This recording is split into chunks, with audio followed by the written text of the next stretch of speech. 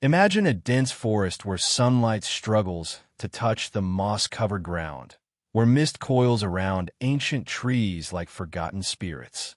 Somewhere deep within this forgotten wilderness lies a place few have seen and fewer have dared to speak of, a hidden altar shrouded in secrecy, where rituals long condemned by history were performed. The stories surrounding it are fragmented, whispered in hushed tones by those who claim to have glimpsed the site or encountered artifacts that should not exist. Legends speak of a place where the boundaries between the mundane and the mystical blur, a space that seems untouched by time, yet carries the weight of centuries of forbidden practices. Its very existence challenges the carefully curated narratives of mainstream history, raising questions that historians and scholars are either too cautious or too fearful to explore. For generations, the altar has been a subject of fear and fascination. Ancient manuscripts, now decaying in the vaults of forgotten libraries, hint at ceremonies conducted in secrecy, often under the cover of darkness. These rites were said to draw on forces beyond human comprehension, invoking energies or entities that could not be contained within the ordinary world. Accounts speak of initiates clad in ritual garb, moving in synchrony to chants whose meaning has been lost to time, performing acts that would later be branded as heresy, blasphemy, or outright witchcraft. The consequences of these ceremonies, according to some accounts, were profound: sudden deaths, inexplicable disappearances, and phenomena that defied logical explanation. What makes this altar particularly intriguing is the deliberate effort to erase it from collective memory. Historical records are frustratingly incomplete, and surviving references are vague, often distorted by the biases of those who wrote them. Church records, royal decrees, and local chronicles make passing mention of unholy sites or sacrilegious gatherings, but the precise locations, participants, and rituals remain obscured. Scholars have speculated that this was not mere oversight. The erasure seems methodical, as if a concerted effort was made to suppress knowledge that, in the wrong hands, could have been dangerous or revolutionary. The deeper you look, the more elusive the altar becomes, hiding behind layers of myth, secrecy, and deliberate misinformation. Yet traces remain, scattered like breadcrumbs through history. Cryptic symbols etched into stone walls, fragmented manuscripts with coded language, and folklore that speaks of a chamber where the veil between worlds was thin. These fragments suggest a truth that is both tantalizing and terrifying. Some researchers argue that these remnants are not coincidental, that the altar was designed to be discovered only by those who possess the knowledge or intuition to read its signs. It is a puzzle of human ambition, fear, and the desire for power over hidden forces. As we embark on this journey into the unknown, it is crucial to suspend disbelief and allow the mind to dwell in the shadows.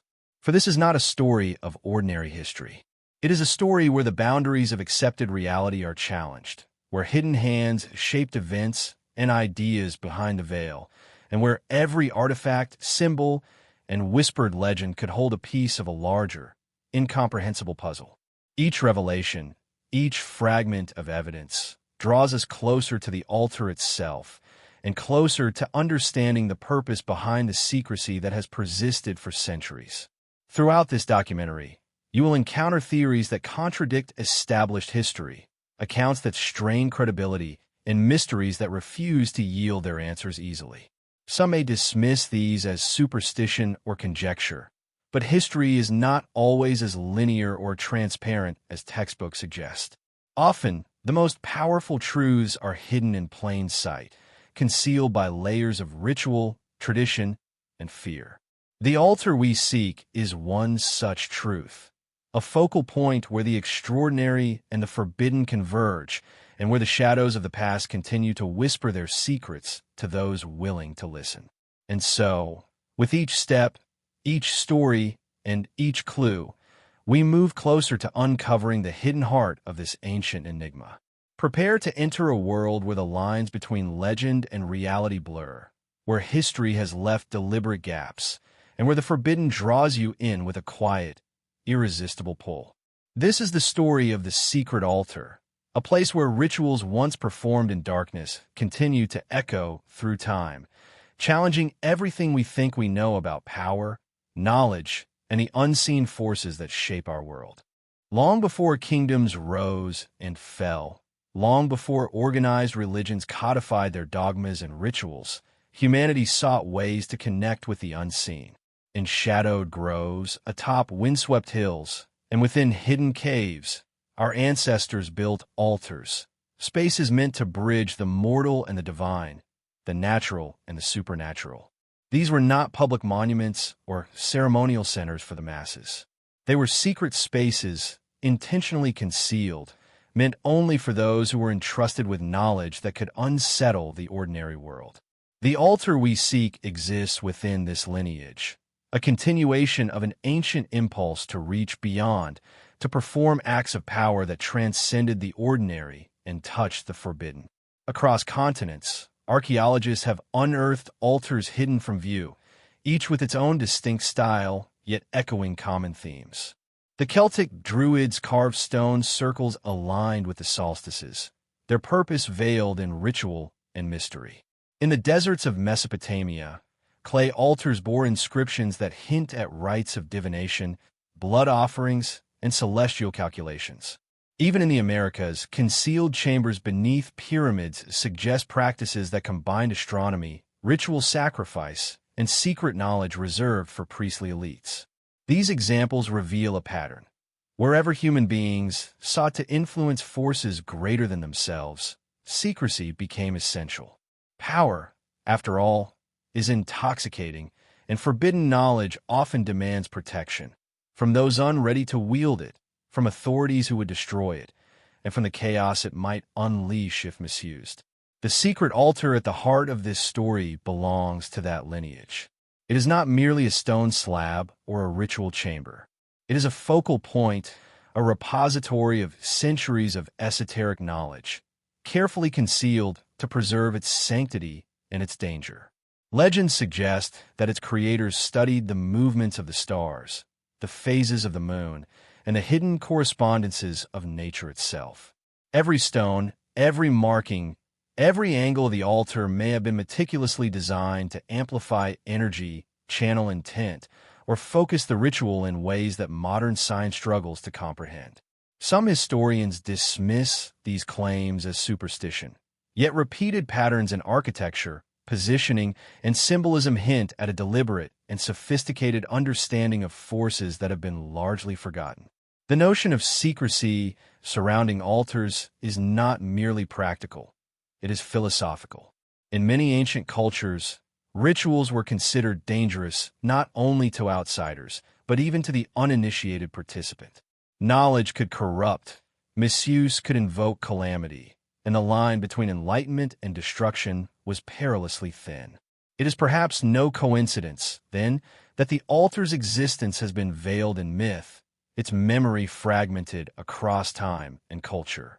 Where the public history of a people tells one story, hidden records and oral traditions whisper another, a story of rituals that could heal, empower, or destroy, depending on who controlled them. As we trace the origins of this particular altar, it becomes clear that it did not emerge in isolation. Its foundations may date back to eras so ancient that conventional chronology struggles to categorize them.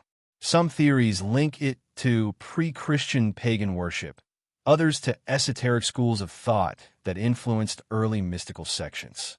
There are tantalizing hints that knowledge from lost civilizations, those erased or obscured by conquest and time, was encoded into its very design. Rituals performed there may have been intended not for personal glory, but as a conduit for hidden truths about the universe. Principles of harmony, cycles of energy, and connections between the material and immaterial. This idea, while speculative, aligns with the universal pattern of secret altars throughout history, each a beacon for knowledge the ordinary world was deemed unready to understand. But secrecy is a double-edged sword. While it preserved the altar's knowledge from the destructive impulses of mainstream society, it also made it a target for fear, suspicion, and legend. Accounts of shadowy figures guarding forbidden sites, of clandestine gatherings in remote forests or hidden caves, appear repeatedly in folklore from nearly every corner of the world. Some stories describe rituals intended to summon divine forces. Others hint at the invocation of darker entities, spirits, or energies beyond comprehension. Whether fact or allegory, these accounts contribute to the atmosphere surrounding the altar, an object of curiosity, dread, and irresistible fascination. In tracing the origins of secret altars, it becomes apparent that they exist not merely as relics of the past, but as living symbols of humanity's relationship with the unknown. They challenge the neat narratives presented in history books and invite us to consider what knowledge has been deliberately concealed. The altar we explore is part of this continuum, a secret space where ritual, symbolism, and human ambition intersected to create a locus of power. Every trace left behind, from carved stones to whispered legends, carries echoes of this ancient pursuit. The desire to touch the forbidden, to wield hidden forces, and to glimpse truths that the world was not meant to see. As our journey unfolds, understanding these origins is crucial. The altar is not simply an artifact or a relic. It is a culmination of centuries of human striving toward the hidden and the sacred. Its very design reflects philosophies, techniques, and ambitions that have been obscured, suppressed, or lost. By uncovering its history, we are not just exploring a physical space. We're tracing the evolution of human curiosity, fear, and the relentless pursuit of forbidden knowledge. This foundation sets the stage for the deeper mysteries that follow. The rituals, the participants, the artifacts, an enduring influence that continue to ripple through time, awaiting discovery by those willing to look beyond the surface of recorded history. The allure of the forbidden is as old as humanity itself. Across time and cultures, certain rituals were deemed too dangerous, too sacred, or too subversive for the general populace. These were not the celebrations of harvest or communal prayers in sunlit temples. They were secret practices conducted in darkness, in hidden chambers, and often under the watchful eyes of those who had sworn absolute secrecy. The altar we are tracing is at the heart of this shadowed world, a focal point where acts that defied moral, religious, and even natural law were performed. These rituals, whispered about in fragmented records and scattered folklore, were said to touch forces far beyond the comprehension of ordinary men. Historical accounts of forbidden rites are scarce, and when they do exist, they are fragmented, coded, or deliberately misleading. Some of the earliest references come from the priests of civilizations that were overthrown or absorbed, whose chronicles were censored by conquering powers. These records hint at ceremonies involving the manipulation of life and death, the summoning of unseen entities, and rites intended to bend nature's laws. In many cases, these rituals were portrayed as acts of blasphemy by outsiders, yet evidence suggests they were sophisticated systems of knowledge, combining astronomy, alchemy, sacred geometry, and psychological conditioning. The line between what was considered magical and what was practical was blurred, and the consequences of misuse could be catastrophic. Consider the concept of blood rites, which appear repeatedly across cultures. While modern readers may recoil at the idea, ancient practitioners often viewed these acts as powerful symbolic exchanges, a means to connect with the life force itself. Blood, considered a sacred carrier of energy, was sometimes used in offerings or drawn in intricate patterns on stone altars. These ceremonies were rarely for spectacle. They were structured, highly controlled acts, performed by initiates who had undergone rigorous training. In some accounts, failure to adhere precisely to the ritual's formula was said to result in calamity, illness, madness, or even death. Scholars who attempt to rationalize these practices often dismiss them as superstition, yet the consistent descriptions across time and geography suggest a deliberate, codified tradition rather than random acts of barbarity. Alchemy and transformation were another domain of the forbidden arts. While often reduced in modern imagination to the quest for gold, alchemy in its purest sense was a spiritual and practical system, aiming to transmute not only substances but the very essence of the practitioner. Rituals performed on secret altars sometimes incorporated alchemical symbolism, with objects arranged to correspond with planetary movements or cosmic forces. These were not mere metaphors. Practitioners believed in tangible, observable effects, and some accounts describe results that defied conventional understanding. Whether this was the product of psychological conditioning, misunderstood natural phenomena, or genuine manipulation of hidden forces is a question that has tantalized researchers for centuries. Divination, prophecy, and summoning were also central to forbidden rituals. The hidden altar served as a liminal space, a threshold where the mundane world and the unseen intersected. Here, initiates might attempt to communicate with spirits, receive visions of future events, or harness energies thought to be dormant in the natural environment. The accounts of these practices are often dismissed as legend, but recurring motifs, cryptic symbols, inscriptions, and repeated oral traditions hint at a systematic approach to accessing knowledge considered dangerous or sacred. The secrecy was not accidental, it was protective, ensuring that only the trained and trusted could approach such power without peril. The moral and ethical dimensions of these rituals are complex.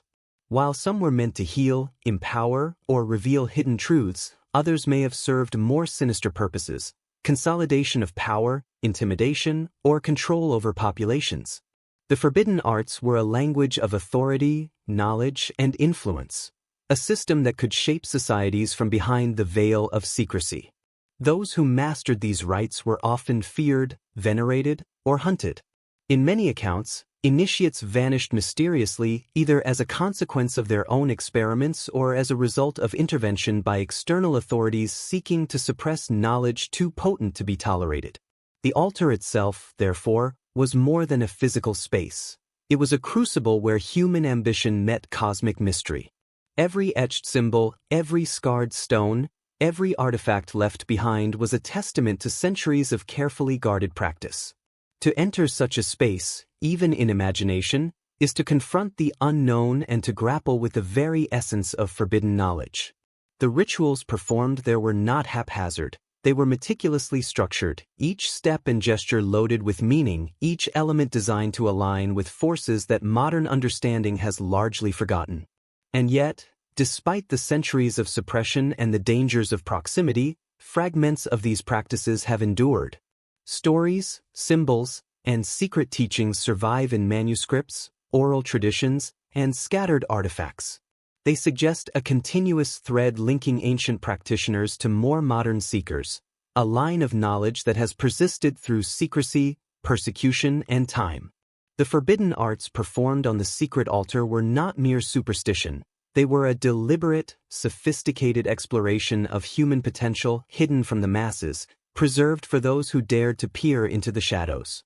As we continue this journey, it becomes clear that understanding the nature of these rituals is essential. They provide not only a window into the practices themselves but also insight into the worldview of those who perform them. The forbidden arts were a language of power, a system of understanding the universe beyond conventional means.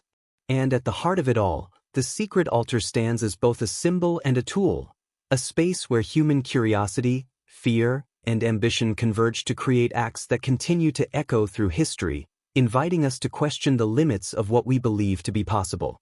The first thing a visitor would notice, if they were ever allowed near the hidden altar, is not the cold stone itself, but the intricate markings carved upon its surface. These are not mere decorations or the random scratches of time. They are deliberate, precise, and charged with meaning, a language written in stone that has survived centuries of deliberate concealment. Each symbol, line, and curve was carefully chosen, serving as both a guide and a barrier, revealing secrets to those who knew how to interpret them, while warding off those who did not.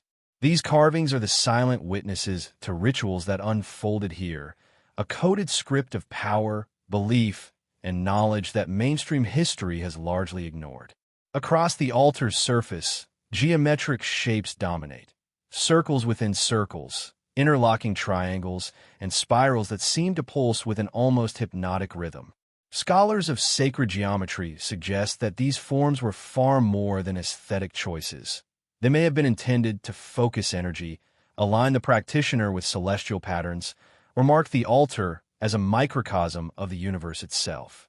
Some believe that each marking corresponds to a celestial event, a planetary alignment, or a specific moment in the cosmic calendar when the veil between worlds was thinnest.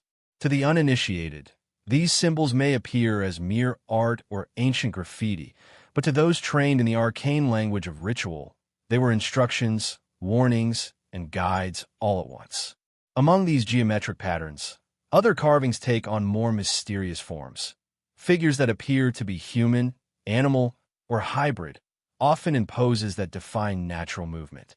Some researchers suggest these are representations of spirits, guardians, or entities invoked during rituals. Others argue that they encode moral or philosophical lessons, allegories for the forces that govern existence. Across cultures, similar figures appear in temples, tombs, and secret sites, an uncanny parallel that hints at a shared understanding, a hidden network of knowledge that transcends time and geography. Could the artisans who carved this altar have been influenced by civilizations long forgotten? Or were they part of a lineage of knowledge deliberately kept secret from the broader world? In addition to shapes and figures, the altar bears symbols that seem entirely alien, glyphs that have confounded historians and linguists alike. Attempts to decode them have yielded partial interpretations at best. Some appear to reference celestial bodies, others to cycles of life and death, and a few hint at forces beyond human comprehension. Some suggest that these glyphs are not intended to be read in the traditional sense at all. Rather, they are symbolic triggers designed to activate mental, spiritual, or even energetic responses during ritual performance. In this way, the altar becomes not just a physical space, but a living instrument, a channel for forces that the designers believed could be accessed only by those who understood its secret language. The placement of these symbols is equally important. They are rarely scattered randomly. Circles might surround specific points of contact, triangles may mark entrances, and spirals often converge on the center, perhaps denoting the focal point of ritual activity. Even the direction in which figures face, the distance between carvings, and the depth of their incision into the stone all seem to adhere to rules now lost to time. Scholars and explorers who have attempted to study these markings report a palpable sense of unease, as if the altar itself recognizes the observer and judges their intent. Whether psychological or supernatural, the effect is undeniable. These markings demand respect, caution, and a willingness to accept that there is more here than meets the eye. Adding to the mystery, traces of pigment have been found within the carvings, hinting that the altar was once vividly colored, its symbols highlighted in reds, blues, and golds. Over centuries, exposure to the elements and deliberate attempts at erasure may have faded these pigments, but the remnants suggest that the visual impact of the symbols was once even more intense. Combined with candlelight, incense smoke, and the rhythmic chanting of initiates, the altar would have appeared alive, a dynamic map of hidden forces, of visual and energetic language designed to guide ritual, focus intention, and perhaps even alter perception. The stones themselves, it seems, were carefully chosen and positioned. Geological analysis hints at materials sourced from distant regions, suggesting that the creators went to extraordinary lengths to assemble a space imbued not only with symbolic meaning, but also with energetic or mystical significance. Even the weight, texture, and resonance of the stone may have been factors considered by the architects of secrecy. This was no casual construction. It was a carefully designed tool, combining artistry, knowledge, and intention into a singular instrument of ritual power. Despite centuries of neglect, suppression, and legend, the markings on this altar persist as a testament to the sophistication and daring of its creators. They offer glimpses into a worldview that mainstream history often refuses to acknowledge, one in which symbols are not merely decorative, rituals are not theatrical, and knowledge is not freely given, but earned, safeguarded, and sometimes hidden from the majority. These clues in stone are the key to understanding not only the rituals performed here, but the very mindset of the people who dared to reach into the forbidden, to shape and manipulate forces beyond ordinary comprehension. The carvings, the glyphs, the geometric precision, all hint at a secret language, a codex of power silently waiting for those who can read it. To stand before such an altar, to trace the curves and angles with one's eyes and fingers, is to enter a dialogue with the past, to sense the presence of forces long concealed, and to glimpse the extraordinary ambition of those who dared to perform rituals that shook the boundaries of human understanding. Each mark, each symbol, is a whisper across the centuries, a message left deliberately, patiently, for those brave enough to decipher the forbidden language of the altar. The question of who created the secret altar is one that has intrigued scholars, mystics, and explorers for centuries. Its origins are deliberately obscured, hidden behind layers of myth, destruction, and deliberate erasure.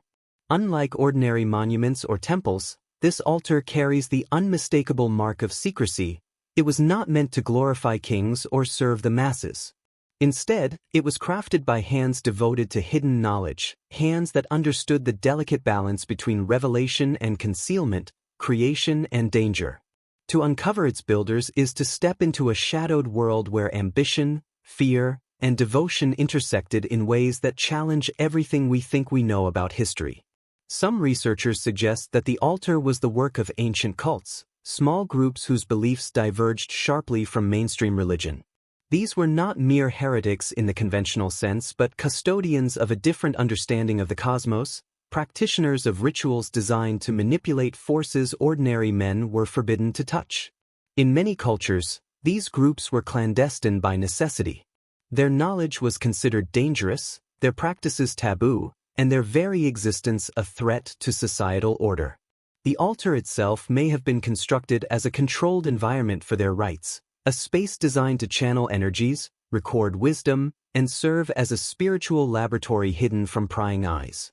Others argue that the creators were rogue priesthoods, dissidents who broke away from established religious hierarchies to explore the forbidden.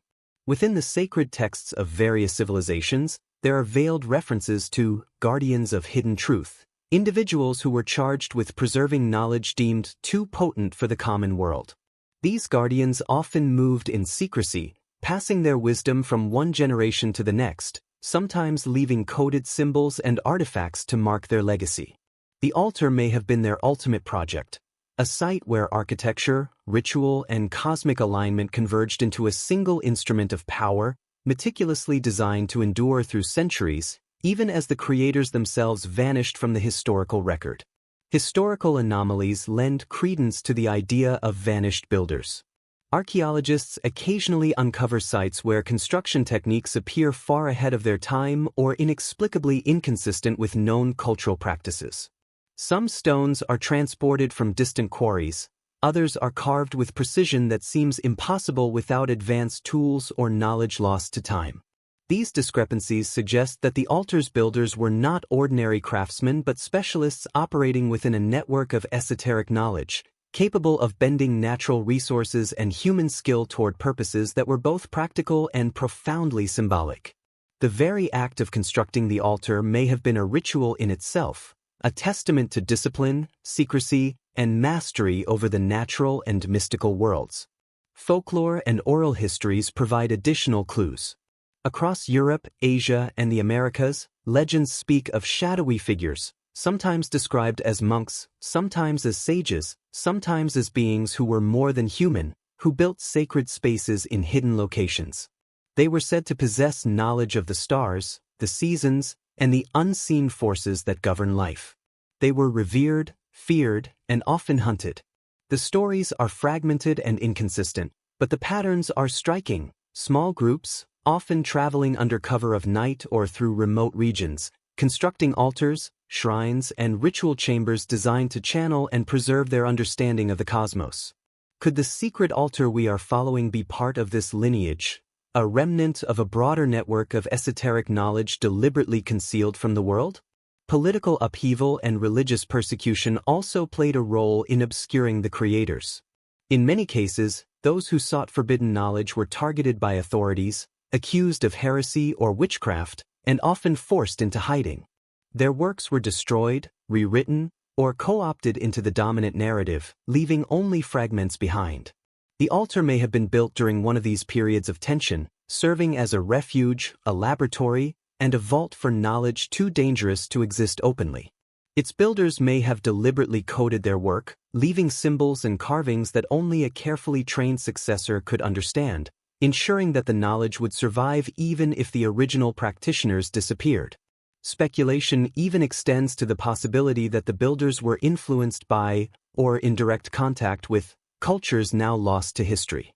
Some suggest connections to vanished civilizations that possessed knowledge of astronomy, engineering, and ritual practices that seem almost otherworldly by modern standards. The altar, in this theory, is more than a single creation. It is a node in a larger network, a tangible remnant of ancient wisdom that has been deliberately hidden or forgotten. Every mark, every stone, and every alignment may contain encoded lessons passed down through centuries, awaiting discovery by those capable of interpreting them. What is certain is that the altar's creators were deliberate, highly knowledgeable, and acutely aware of the dangers their work entailed. They did not seek fame, wealth, or recognition. They worked in secrecy, building a space designed to survive the centuries while remaining hidden from casual observers. Their disappearance from the historical record only adds to the mystery. No inscriptions claim ownership, no chronicles detail the ceremony of construction, and no contemporary accounts confirm their presence. They left behind only the altar itself, a silent testament to human ambition, knowledge, and the ever-present desire to touch the forbidden. Understanding the vanished builders is more than a matter of historical curiosity. It is central to comprehending the altar itself. Every ritual performed, every artifact used, and every symbol carved is a reflection of their knowledge and worldview. By piecing together the fragments of history, folklore, and material evidence, we can begin to reconstruct not only who these individuals were but also why they were willing to risk so much for knowledge that the wider world was deemed unworthy of knowing. Their story, though largely lost, casts a long shadow, suggesting a continuity of secret knowledge that has endured against the forces of time, suppression, and skepticism. The vanished builders, then, are as much a part of the altar as the stone and carvings themselves. They are the silent architects of mystery, the custodians of forbidden knowledge, and the progenitors of rituals that continue to ripple through history. Their disappearance only deepens the intrigue, compelling those who encounter the altar to question what has been hidden, why it was hidden, and what it might reveal to those willing to seek beyond the boundaries of accepted history. The altar, in essence, is their legacy, a bridge between the known and the unknown, the visible and the hidden, the mortal and the forbidden. The search for the secret altar is as much a journey through space as it is through time. Despite centuries of whispered legends and cryptic accounts, its precise location remains elusive, hidden in a labyrinth of geography, secrecy, and deliberate obfuscation. Unlike temples meant to impress or fortresses designed to intimidate, this altar was never intended to be found by casual observers.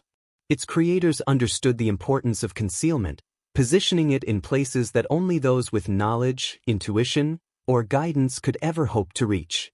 The altar's very design suggests a dual purpose, a site of ritual power and a puzzle, challenging seekers to prove their worth through observation, deduction, and perseverance.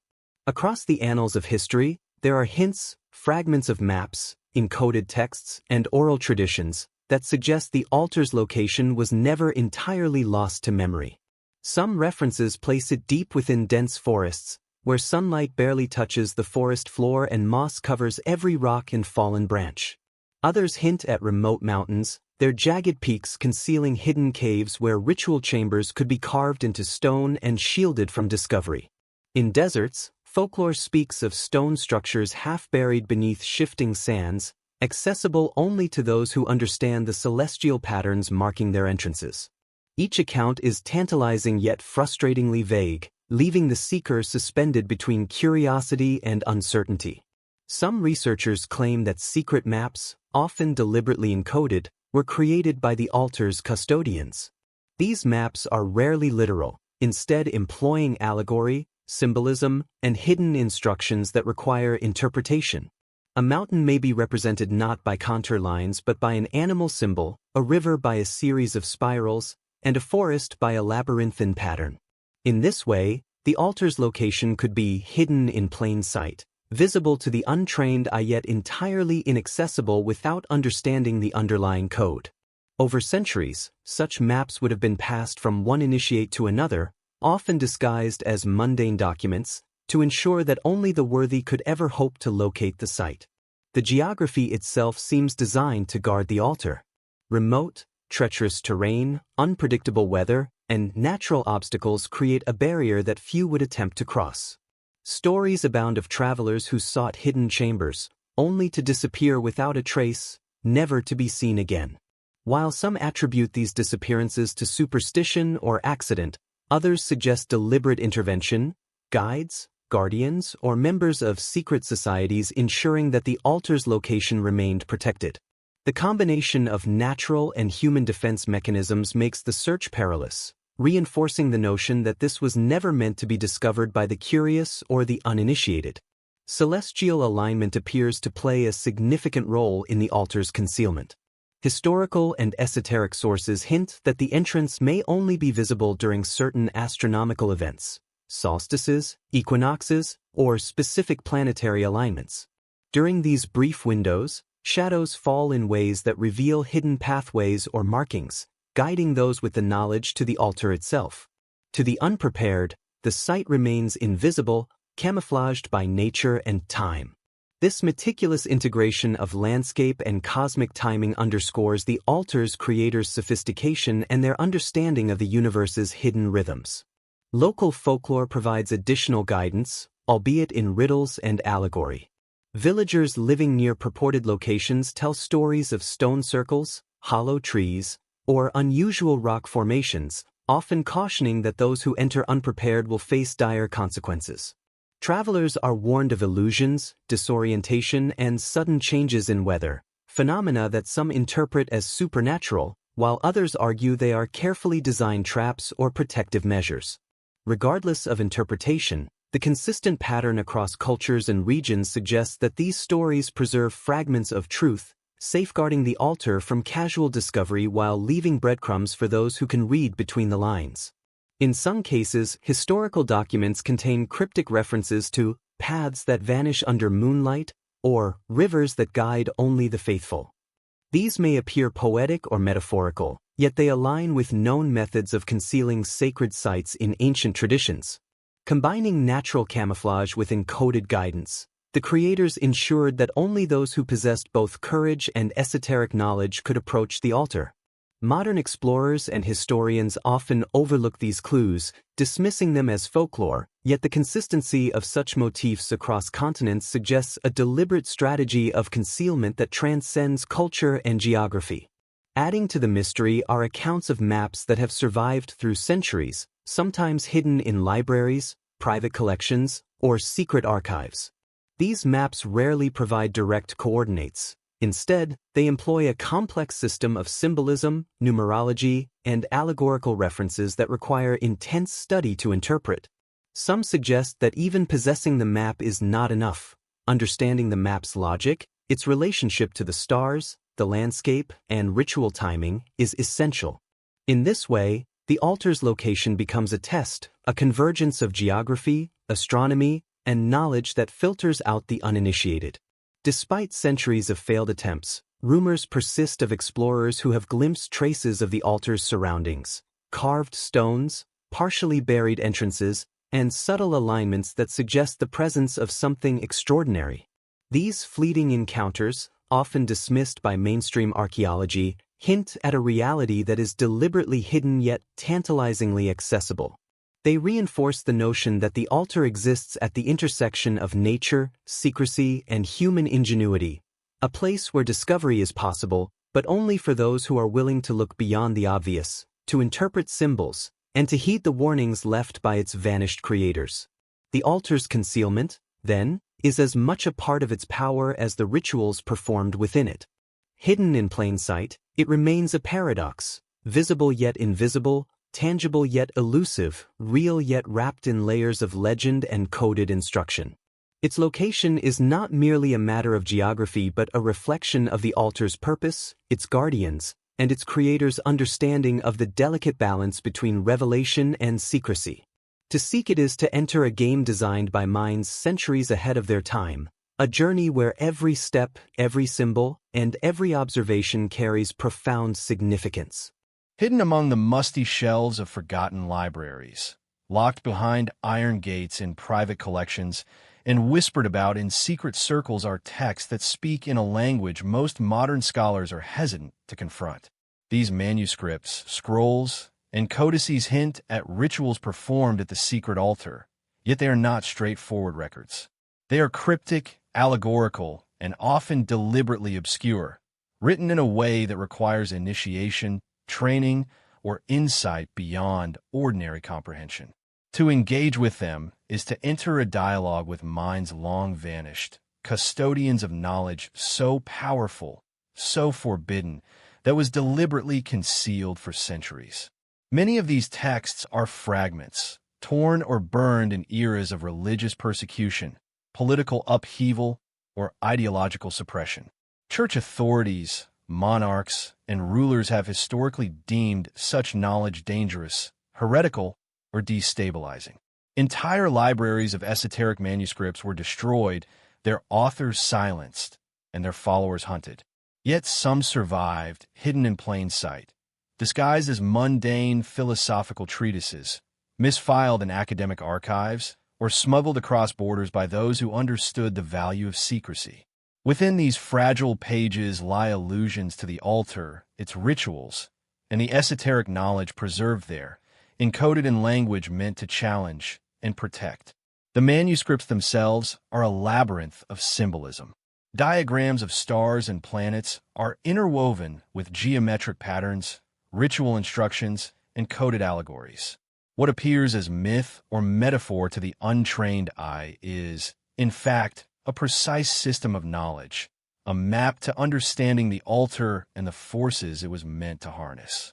Some texts reference celestial alignments, guiding practitioners to specific times when ritual efficacy will be maximized.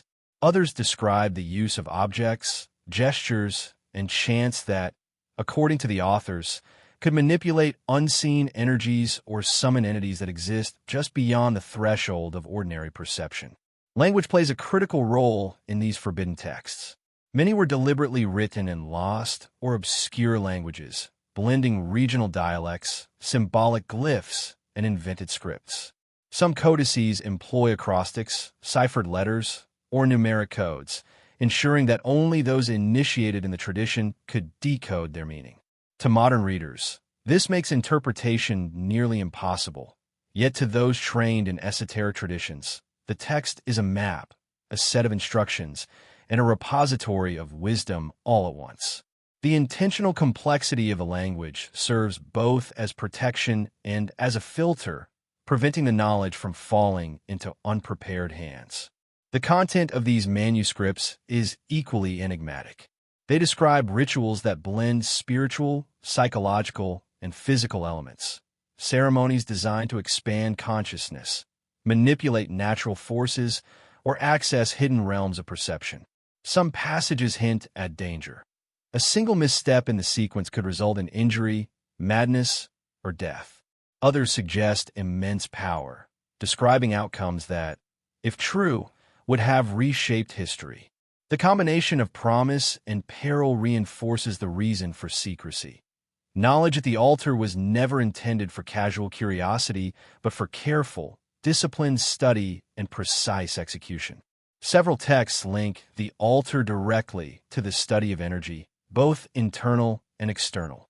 Some describe channels within the stone, pathways that could focus intention and spiritual force. Others refer to inscriptions that act as catalysts, amplifying the practitioner's will. The codices often emphasize alignment, both physical and mental, as crucial. The placement of objects, timing with celestial events, and mental focus were all interconnected, forming a system that merges geometry, ritual, and psychology into a single, coherent practice. To disregard any element could nullify the ritual's effect or unleash unintended consequences.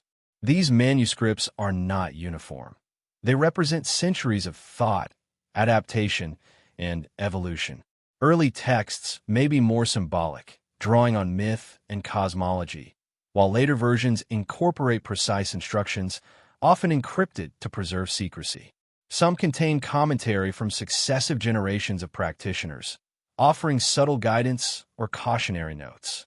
This layering of knowledge, deliberately hidden within allegory and symbol, creates a rich tapestry that speaks both to the rituals themselves and to the minds of those who safeguarded them.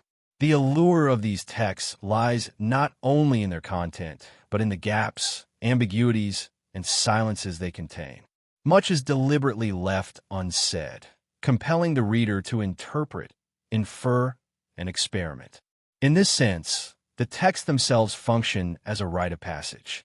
To engage deeply is to train one's perception, to learn discernment, and to cultivate a mindset capable of approaching the altar itself. Each manuscript, fragment, or coded message becomes part of a larger network of knowledge, a conversation across centuries between the vanished builders, the initiates, and anyone bold enough to seek understanding. Yet, even in the modern era, these texts remain dangerous. Scholars who have attempted to decode them often report physical and psychological effects: headaches, disorientation, vivid dreams, or feelings of being watched.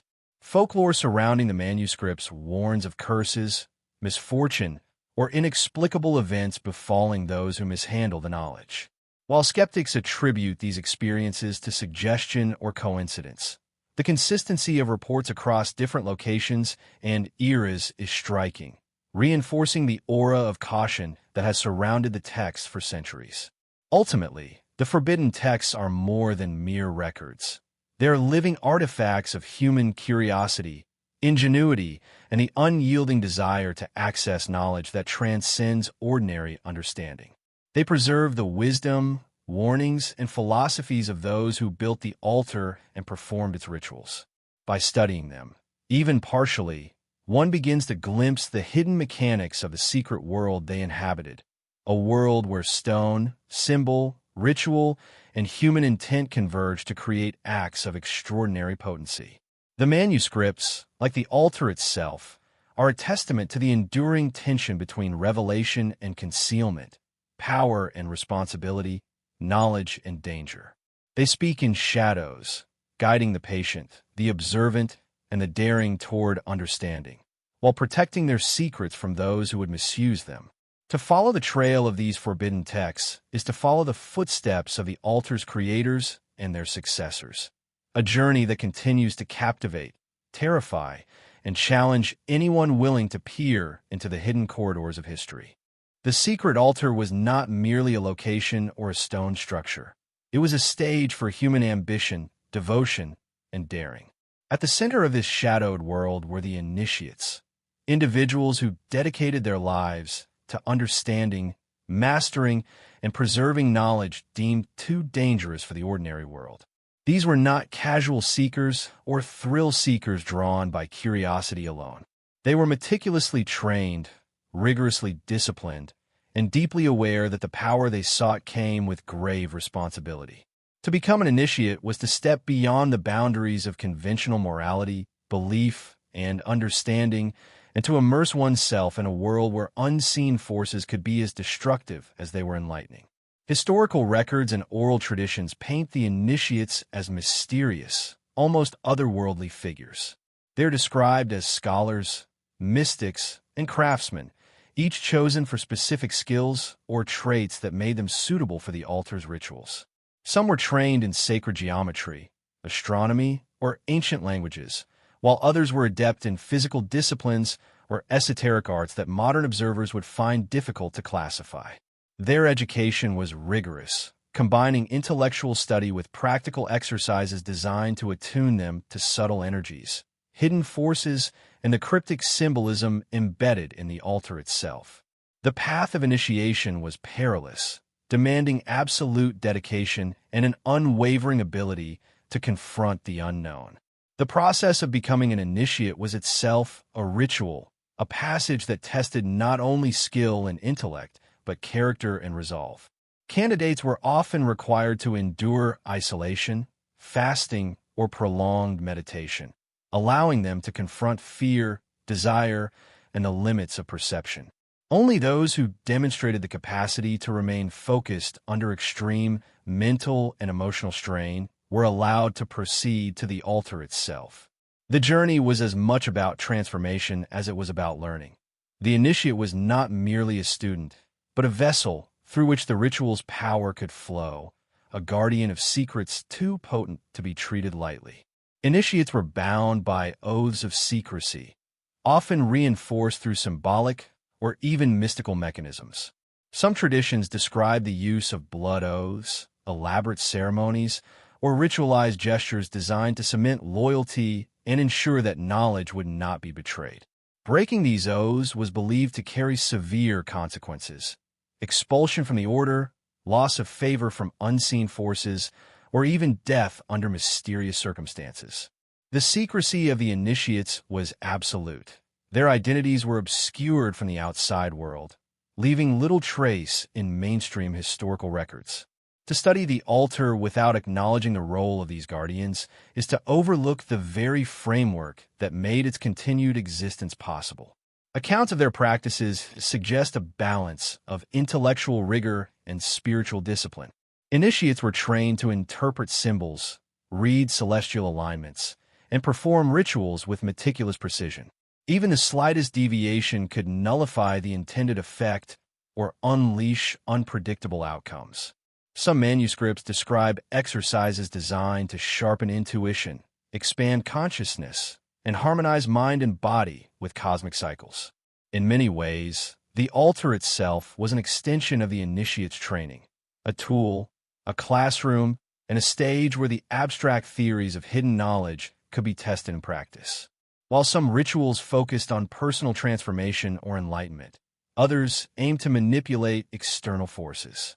Initiates were instructed in the use of objects, gestures, and chants that, according to tradition, could influence natural phenomena, communicate with unseen entities, or reveal truths hidden from ordinary perception. These practices were not reckless. They were governed by a strict code of ethics and structure, reflecting an understanding that knowledge, particularly forbidden knowledge, carries inherent risks. Each action was deliberate, a carefully measured interaction with forces that demanded respect, skill, and discipline. The initiates also served as custodians of the altar itself. They maintained its structure, preserved its symbols, and ensured that its energy remained aligned with cosmic and earthly cycles. This stewardship extended to the forbidden texts, manuscripts, and maps associated with the site. Knowledge was carefully curated, recorded, and passed down to the next generation of initiates, often through apprenticeship or secret instruction. In this way, the altar became not only a site of ritual, but a living institution, sustained by a network of dedicated guardians committed to preserving its power across generations.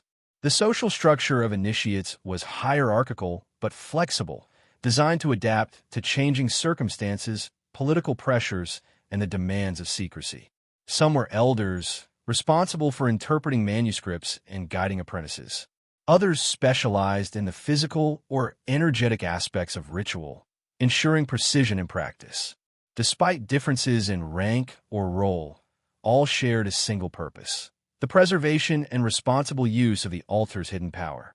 Loyalty, discipline, and the ability to confront the unknown were the ultimate criteria, transcending wealth, social standing, or personal ambition. Perhaps most fascinating is the psychological and spiritual dimension of the initiates' lives. Immersed in secrecy, ritual, and constant vigilance, they developed a heightened awareness of both the visible and invisible worlds. Some accounts describe extraordinary perception, deep intuition, and even experiences that could be considered supernatural. Others suggest that the rigorous mental and physical training altered cognition in ways that modern science might recognize as a heightened state of focus or flow.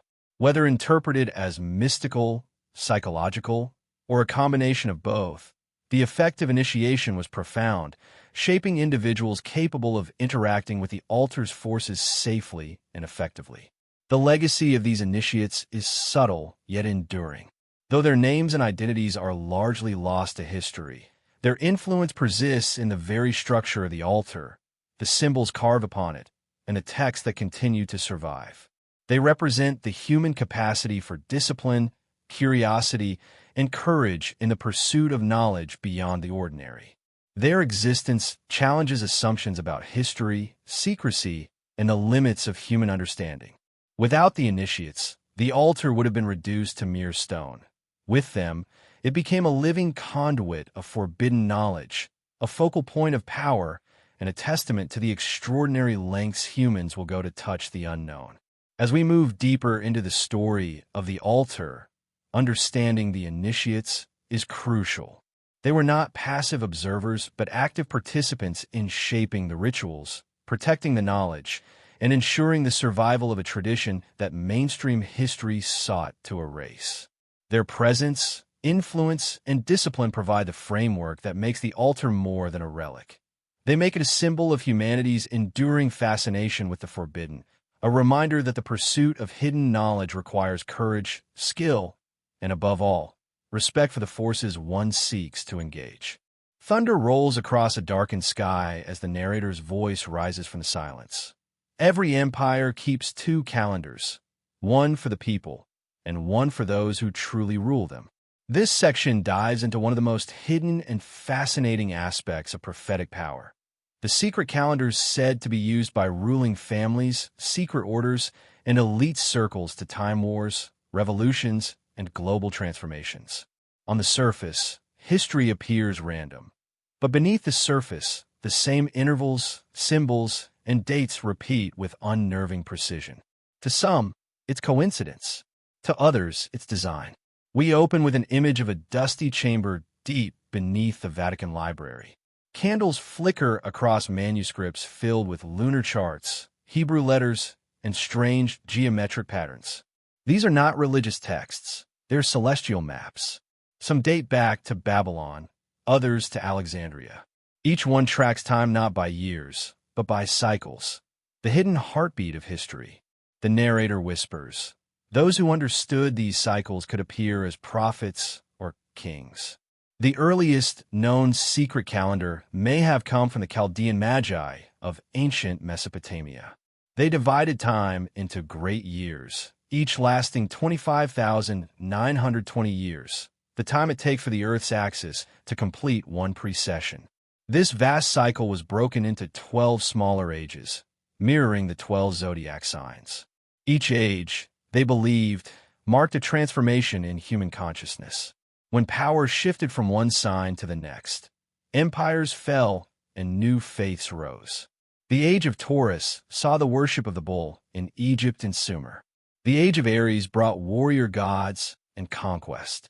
The age of Pisces ushered in Christ and organized religion. And now, as we stand at the dawn of Aquarius, the world trembles once again, between faith and technology, chaos and awakening. The narrator's tone deepens.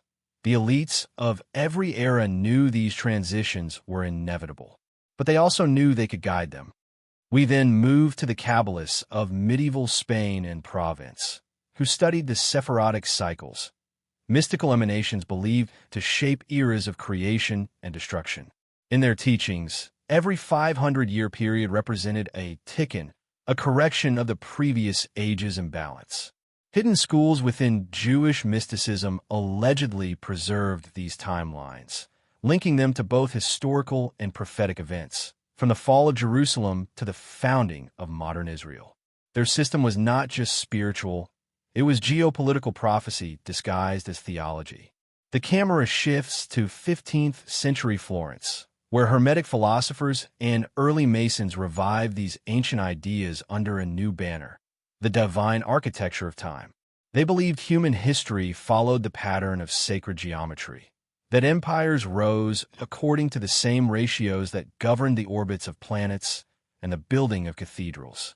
Their hidden motto, as above, so below, as within, so without. To them, prophecy was nothing more than the ability to see when a cycle was about to reset, when the pendulum of fate would swing. But what made this knowledge dangerous was how it was used. Monarchs, bankers, and secret councils began aligning their actions to these cosmic schedules.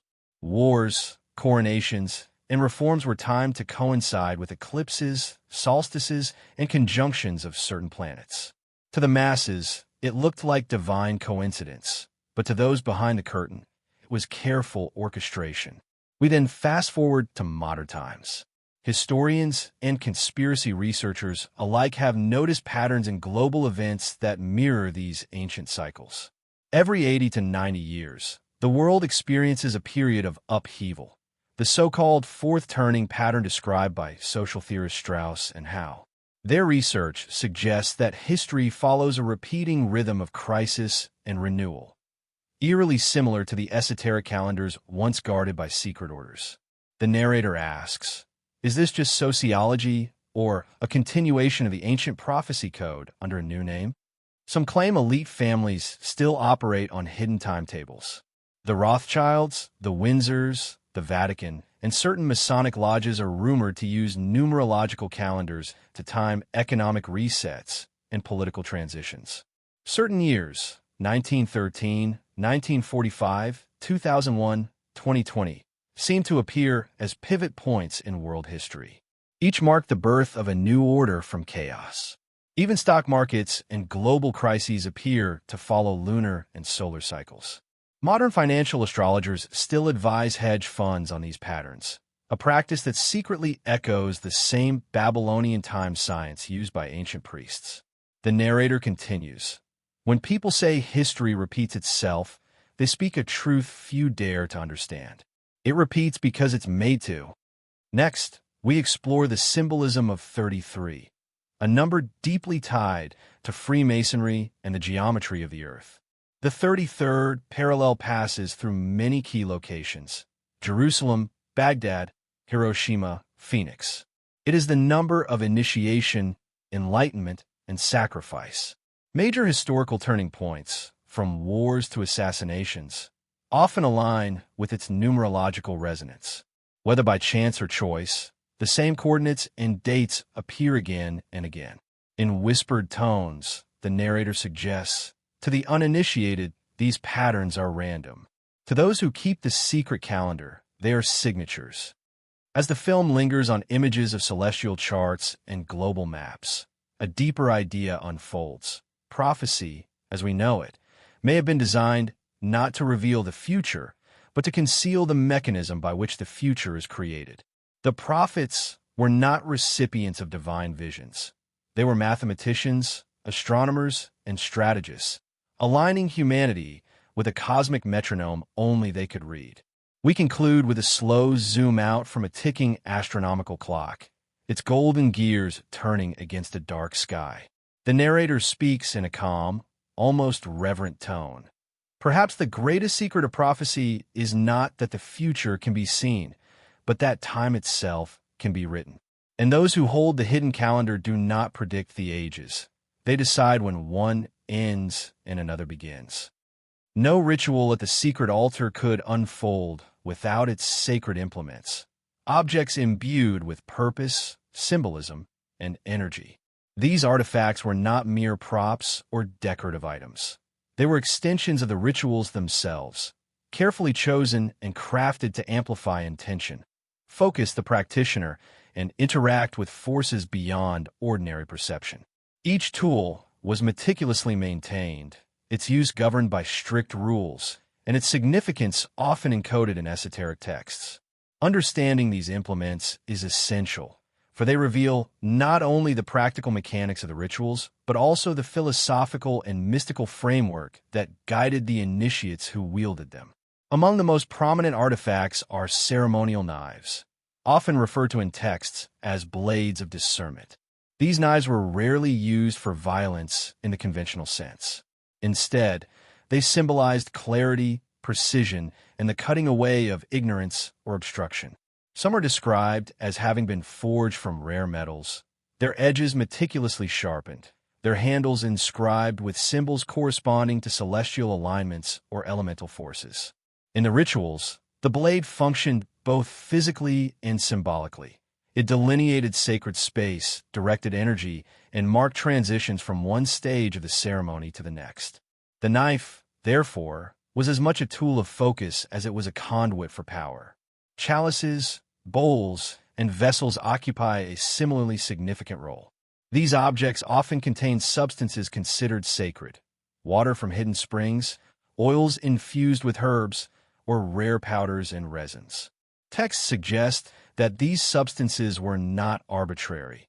Each ingredient was carefully selected for its energetic properties, astrological significance, and symbolic resonance. During ritual, the chalice could serve as a focal point, a vessel for transformation, or even a mirror for internal reflection. The care with which these vessels were used underscores the precision and intent behind every action at the altar. Nothing was accidental, and every element contributed to the ritual's efficacy. Stones, crystals, and minerals were equally central to the altar's practices.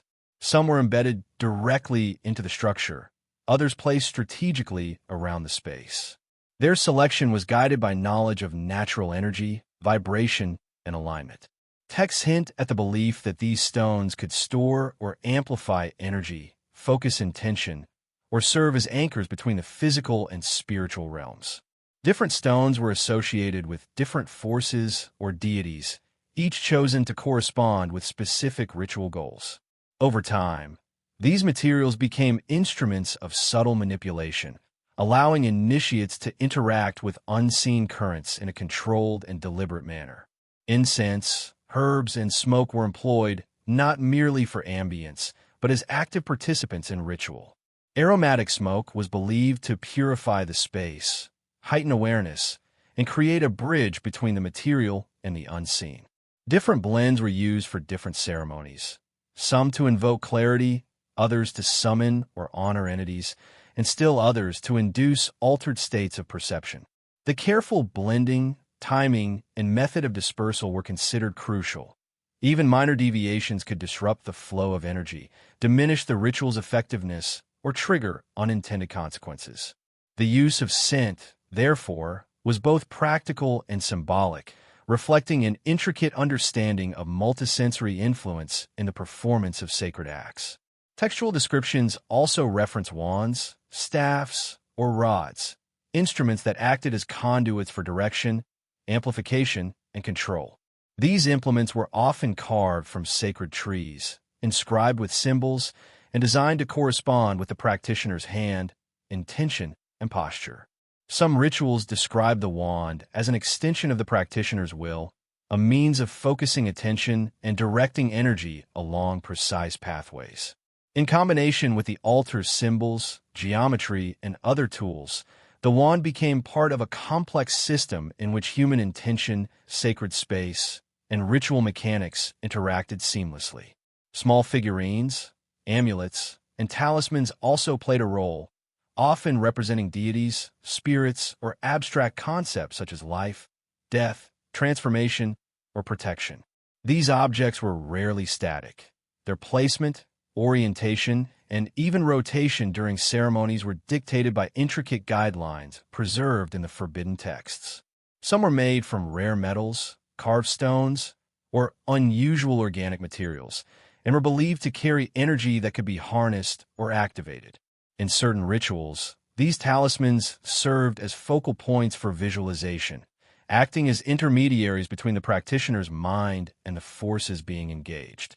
The arrangement of implements on the altar was highly deliberate. Texts and oral traditions emphasize that placement was not merely aesthetic but functional, corresponding to symbolic, energetic, and cosmic alignments. A knife here, a chalice there, a crystal positioned at the center. All were coordinated to interact, creating a dynamic network of forces that magnified intention and facilitated the ritual's objectives. This meticulous orchestration of space and tools reflects the broader philosophy of the altar, that every element, no matter how small, contributes to the efficacy of the act, and that precision, discipline, and understanding are paramount. Even the act of handling these implements was ritualized. Initiates were trained to approach each object with respect, mindfulness, and specific gestures that activated its latent potential. Mistakes were not tolerated lightly. A misplaced object or incorrect movement could compromise the ritual or, according to some accounts, result in immediate, inexplicable consequences. The artifacts themselves, in this sense, were not passive. They were partners in the ceremony, responsive to intention, knowledge, and precision. The careful stewardship of these tools underscores the broader philosophy of the altar. Power is not inherent in the objects themselves, but is activated through disciplined, knowledgeable interaction. The survival of some of these artifacts through centuries of secrecy, suppression, and neglect is astonishing. Fragments of ceremonial knives, worn chalices, carved talismans, and etched stones have been discovered in remote locations, often buried or hidden as if waiting for rediscovery. Even incomplete, these remnants provide crucial insight into the sophistication of ritual practice at the altar. They are tangible connections to the initiates, their knowledge, and the sacred acts performed in secrecy. Proof that the altar was not a theoretical concept, but a living, functioning center of esoteric activity. In examining these sacred implements, it becomes clear that the secret altar was not merely a static monument, but a dynamic, interactive space. The artifacts and tools were extensions of both the altar and the practitioner, each element working in concert to channel intention, engage hidden forces, and produce effects that extended beyond ordinary perception. They reveal a system that combines art, craft, knowledge, and philosophy into a singular, coherent practice. Without these implements, the rituals could not function. Without the rituals, the altar loses its purpose. Together, they embody the synthesis of human ambition, esoteric knowledge, and the timeless desire to access forces beyond the mundane world. The secret altar, while monumental in its architecture and ritual design, is incomplete without its implements, artifacts of power, mystery, and meticulous craftsmanship. These objects were far more than ceremonial tools. They were considered conduits, amplifiers, and in some cases, vessels for the energies and forces invoked during rituals. Historical accounts and fragmentary manuscripts describe knives, chalices, amulets, engraved stones, and other implements, each imbued with symbolic, mystical, and sometimes practical functions. The very presence of these objects contributed to the potency of the rituals performed, linking physical action with the subtle currents of consciousness and cosmic alignment. Knives, often ceremonial and made from rare metals or stones, were not designed for violence in the conventional sense, but for precision in ritual acts. Their edges, sometimes engraved with celestial symbols or incantations, were thought to channel energy, mark sacred spaces, or release latent forces. Manuscripts indicate that even the orientation of the blade during ritual action was significant. A slight deviation could alter outcomes, reduce efficacy, or produce unintended consequences. The knives served as extensions of the practitioner's intent, translating human will into structured, observable effect within the ritual environment. Chalices and vessels are frequently mentioned in historical records, sometimes appearing in unexpected locations within the ritual chamber. These objects, often ornately carved or inlaid with precious materials, were used to hold sacred substances, water, oils, herbs, or other ritual components. More than containers, the chalices were thought to amplify, focus, or transmute energies, providing a tangible interface between material and immaterial realms. In some accounts, the positioning of a chalice under specific celestial alignments would allow sunlight or moonlight to interact with the contents in ways that initiated profound psychological or spiritual effects.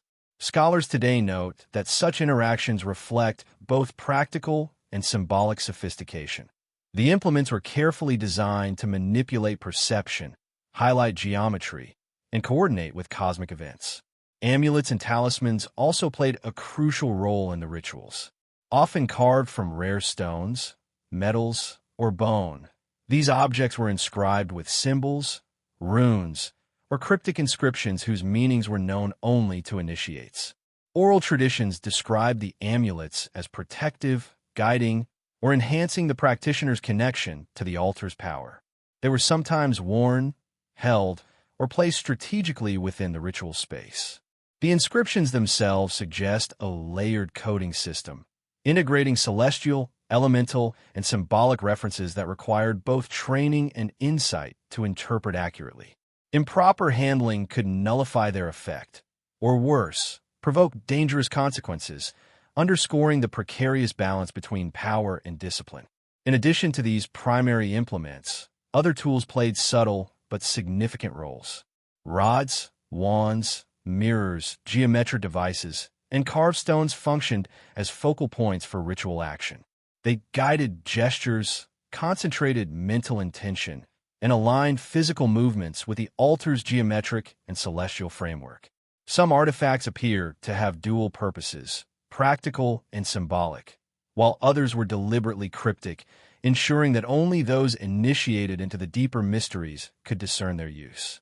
The cumulative effect of these tools created an environment in which every object, placement, and action contributed to the ritual's potency and precision. Historical accounts frequently describe the interplay between artifacts and perception. Initiates reported that even the arrangement of objects could affect consciousness, heighten sensory awareness, and guide mental focus. Shadows cast by carved implements, reflections from polished surfaces, and resonance of stone with rhythmic chanting were all deliberately orchestrated. This orchestration was not random. It reflected a sophisticated understanding of how human perception interacts with space, light, sound, and symbolism. Each implement was a node in a larger network, a tangible interface through which the practitioner engaged with forces otherwise invisible. The acquisition and preparation of these artifacts were subject to strict protocols. Certain metals, stones, and materials were considered sacred or charged with inherent qualities. Manuscripts describe intricate processes for cleansing, consecrating, or energizing the objects before they could be used in ritual. Failure to observe these preparations could render the implement ineffective, or worse, disrupt the ritual entirely. In this sense, the artifacts were not inert. They were living components of a disciplined practice, requiring understanding, intention, and respect. The historical and mystical significance of these artifacts extends beyond their immediate ritual use. Many are said to carry the imprint of generations of initiates, echoing knowledge, intention, and subtle energy from those who wielded them. This transmission of legacy ensures continuity, preserving techniques, perception, and understanding across time. Even fragments of these objects, when discovered centuries later, retain traces of their original purpose, prompting fascination, speculation, and study.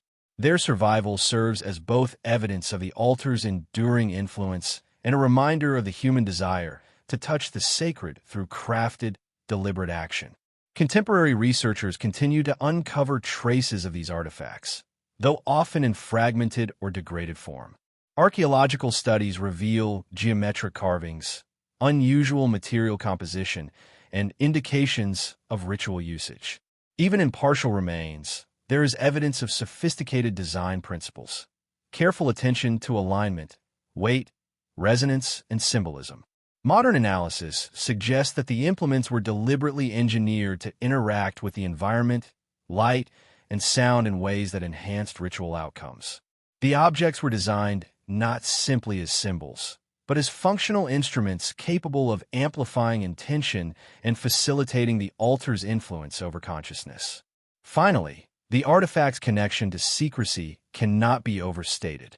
Each object, by its design, purpose, and symbolic meaning, acted as both a key and a safeguard.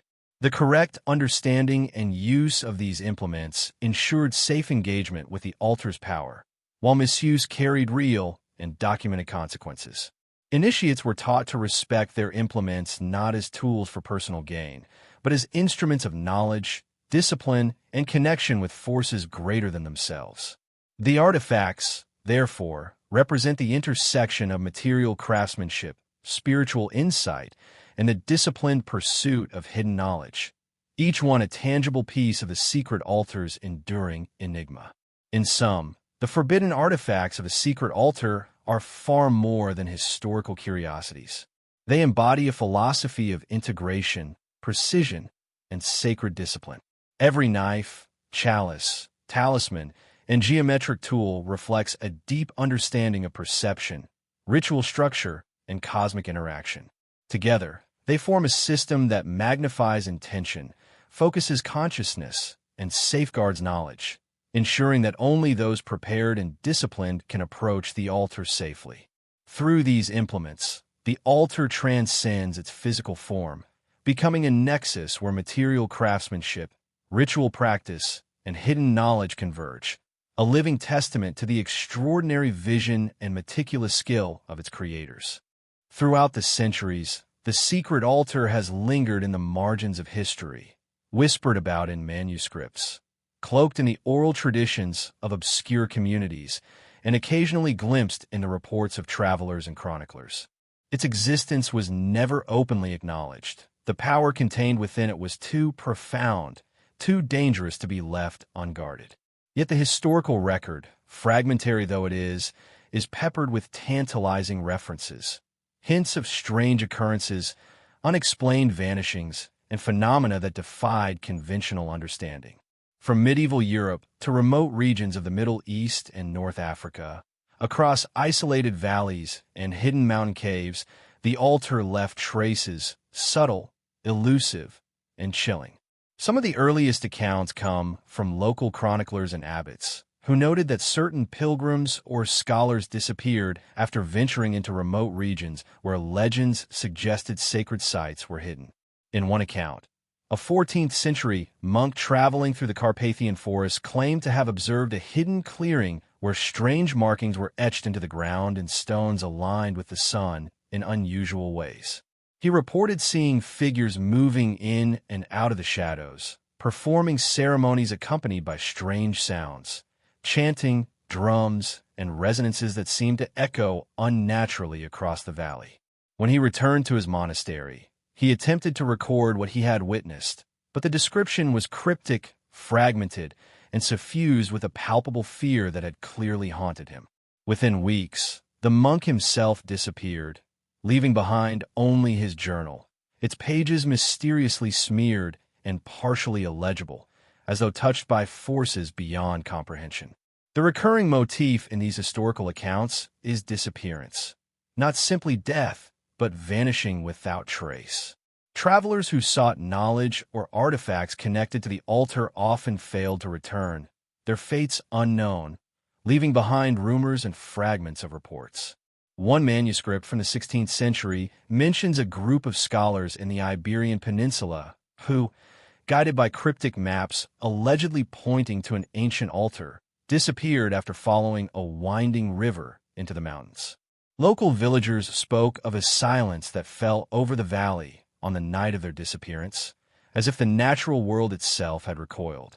Attempts to retrace their steps later yielded nothing. No trace of the travelers, their maps, or their equipment was ever found. Such accounts underscore the peril of approaching the altar without guidance or preparation, hinting at both its physical and metaphysical dangers. Other accounts describe individuals returning from these forbidden regions, but transformed, their minds altered in ways that suggest interaction with forces far beyond the ordinary. A 17th-century explorer in North Africa recounted encountering a scholar who had returned from a hidden temple within a desert canyon. The man spoke in cryptic phrases, his eyes reflecting a kind of intensity that was both magnetic and unsettling. He described witnessing rituals conducted under moonlight, with stones and symbols aligned to the stars, and feeling a presence that seemed to reach into his very thoughts. When asked to elaborate further, he would only gesture toward the sky or mutter fragments of chants in a language that seemed familiar yet untranslatable. Within months, the scholar vanished once more, leaving local authorities baffled and prompting speculation that the altar's influence had marked him irreversibly, drawing him back into its concealed domain. Natural phenomena frequently accompany these disappearances in historical records. Sudden storms, unseasonal fog, and other anomalies were consistently reported near suspected altar sites. Chroniclers from various regions describe thick mists that rose abruptly, obscuring the landscape and disorienting travelers. Lightning or other strange atmospheric events sometimes occurred at the same time. While some historians suggest natural explanations, local weather patterns, topography, or electromagnetic effects, other accounts hint at an intentional manipulation of the environment by the initiates. Perhaps these phenomena were warnings, protective measures, or even the manifestation of energies generated by the rituals themselves. The interplay between natural and supernatural elements reinforces the altar's aura of danger and secrecy, blurring the line between reality and legend. Some manuscripts and oral traditions describe disappearances on a larger scale, involving entire groups of initiates. One remarkable account from Eastern Europe describes a gathering of practitioners who convened for a rare celestial alignment, one that had not occurred in centuries. The texts hint at a ritual of immense power, but its consequences were catastrophic. According to the account, every participant vanished, leaving behind only their ceremonial implements arranged meticulously on the altar. The site remained intact, as though frozen in time, but the absence of human presence was absolute. These events, though rare, underline the dangers of overreaching and the notion that the altar's power is selective, granting access only to those with the requisite skill, discipline, and preparation. Even in later centuries, historical records continue to hint at the altar's elusive presence. Explorers, historians, and amateur archaeologists occasionally report finding ruins or remnants that appear deliberately concealed.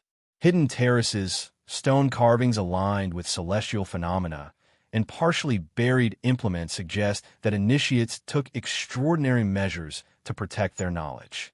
In some cases, these sites seem deliberately misleading, designed to confuse outsiders and prevent untrained individuals from accidentally engaging with the power of the altar. Such protective strategies may explain why, despite centuries of interest, the precise locations of these altars remain largely unknown. The psychological impact of the altar is also noted repeatedly in historical accounts.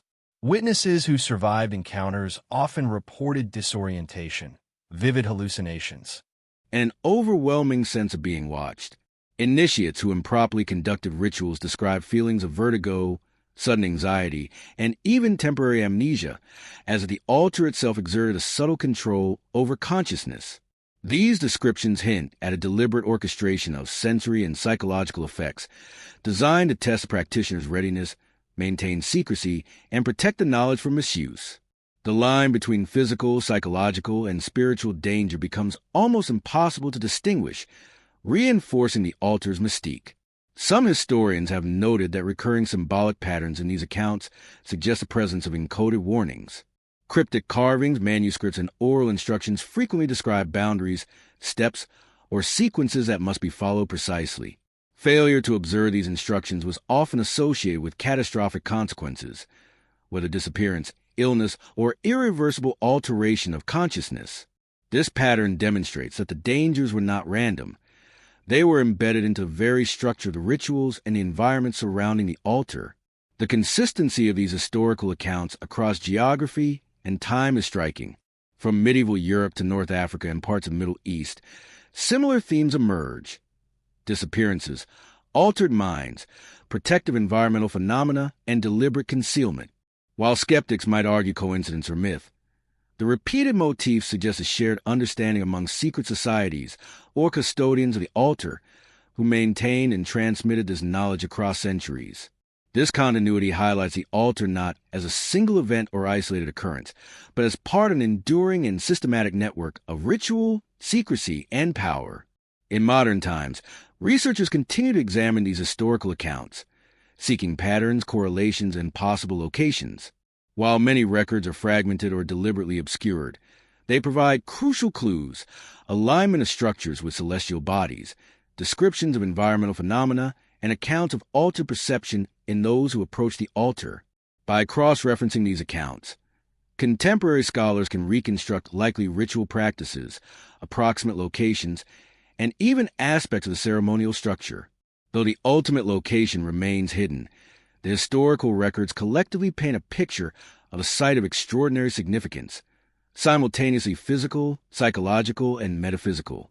The stories of disappearances and strange events surrounding the altar serve multiple purposes, as warnings, as lessons, and as evidence of the altar's enduring power. They demonstrate that access to knowledge and ritual power was never casual or accidental. It required discipline, preparation, and respect. Those who ignored these principles risked disappearance, alteration, or death. They also suggest that the altar's influence transcended individual practitioners, shaping communities, legends, and even collective memory across generations. Ultimately, these historical accounts challenge modern perceptions of what is possible. They invite us to consider that hidden forces, sophisticated knowledge, and disciplined ritual may have influenced human events and consciousness in ways that conventional history overlooks. The altar's legacy, preserved in these mysterious accounts, reminds us that history is often shaped not only by recorded events, but by what is hidden, protected, and remembered only in whispers. The secret altar was never intended to exist in isolation. Every aspect of its design, from the placement of stones to the orientation of sacred implements, suggests a meticulous understanding of the cosmos. Celestial alignments were not mere decoration. They were a functional component of ritual practice, a method of synchronizing earthly actions with cosmic rhythms. Scholars and esoteric researchers have long speculated that the altar's creators possessed advanced knowledge of astronomy, star cycles, and planetary movements, knowledge so precise that it allowed rituals to resonate with forces invisible to the untrained eye. Historical texts and fragmented manuscripts consistently reference solstices, equinoxes, lunar phases, and planetary conjunctions as critical markers for ritual timing. These markers were not chosen arbitrarily. Initiates were instructed to perform specific ceremonies at exact moments, often corresponding to rare celestial events, to harness maximum energy or facilitate spiritual access. For example, a ritual performed during a particular planetary alignment might be intended to amplify insight or open channels of perception, whereas another time with the winter solstice could focus on transformation, protection, or the renewal of sacred bonds. The precise timing underscores the altar's function as a bridge between terrestrial and cosmic realities. The geometry of the altar itself appears to reinforce these alignments. Stones, carvings, and implements are placed in patterns that mirror star charts or planetary paths. Some researchers suggest that the altar may have functioned as a three-dimensional map of the heavens, a spatial representation of cosmic order where each element corresponds to a celestial body or cycle. This integration of geometry and astronomy reflects a worldview in which the microcosm of the ritual site mirrors the macrocosm of a universe, a philosophy common in esoteric traditions, yet executed with a sophistication that seems ahead of its time. Oral traditions further emphasize the altar's cosmic significance. In multiple cultures, elders and secret keepers describe the site as a point of convergence, a place where earthly and celestial forces intersect. Certain inscriptions, hidden carvings, or subtle alignments appear to respond only during specific astronomical events, suggesting that the altar itself was designed to reveal hidden features at precise times. Shadows may fall along particular carvings, openings in stone may align with rising stars, or reflections in sacred vessels may correspond with lunar phases. These carefully orchestrated interactions between architecture and astronomy indicate a profound awareness of cycles, light, and energy. Astrological correspondences extend beyond mere timing. Manuscripts hint at planetary influences over the altar's rituals, linking planets to specific implements, chants, or gestures.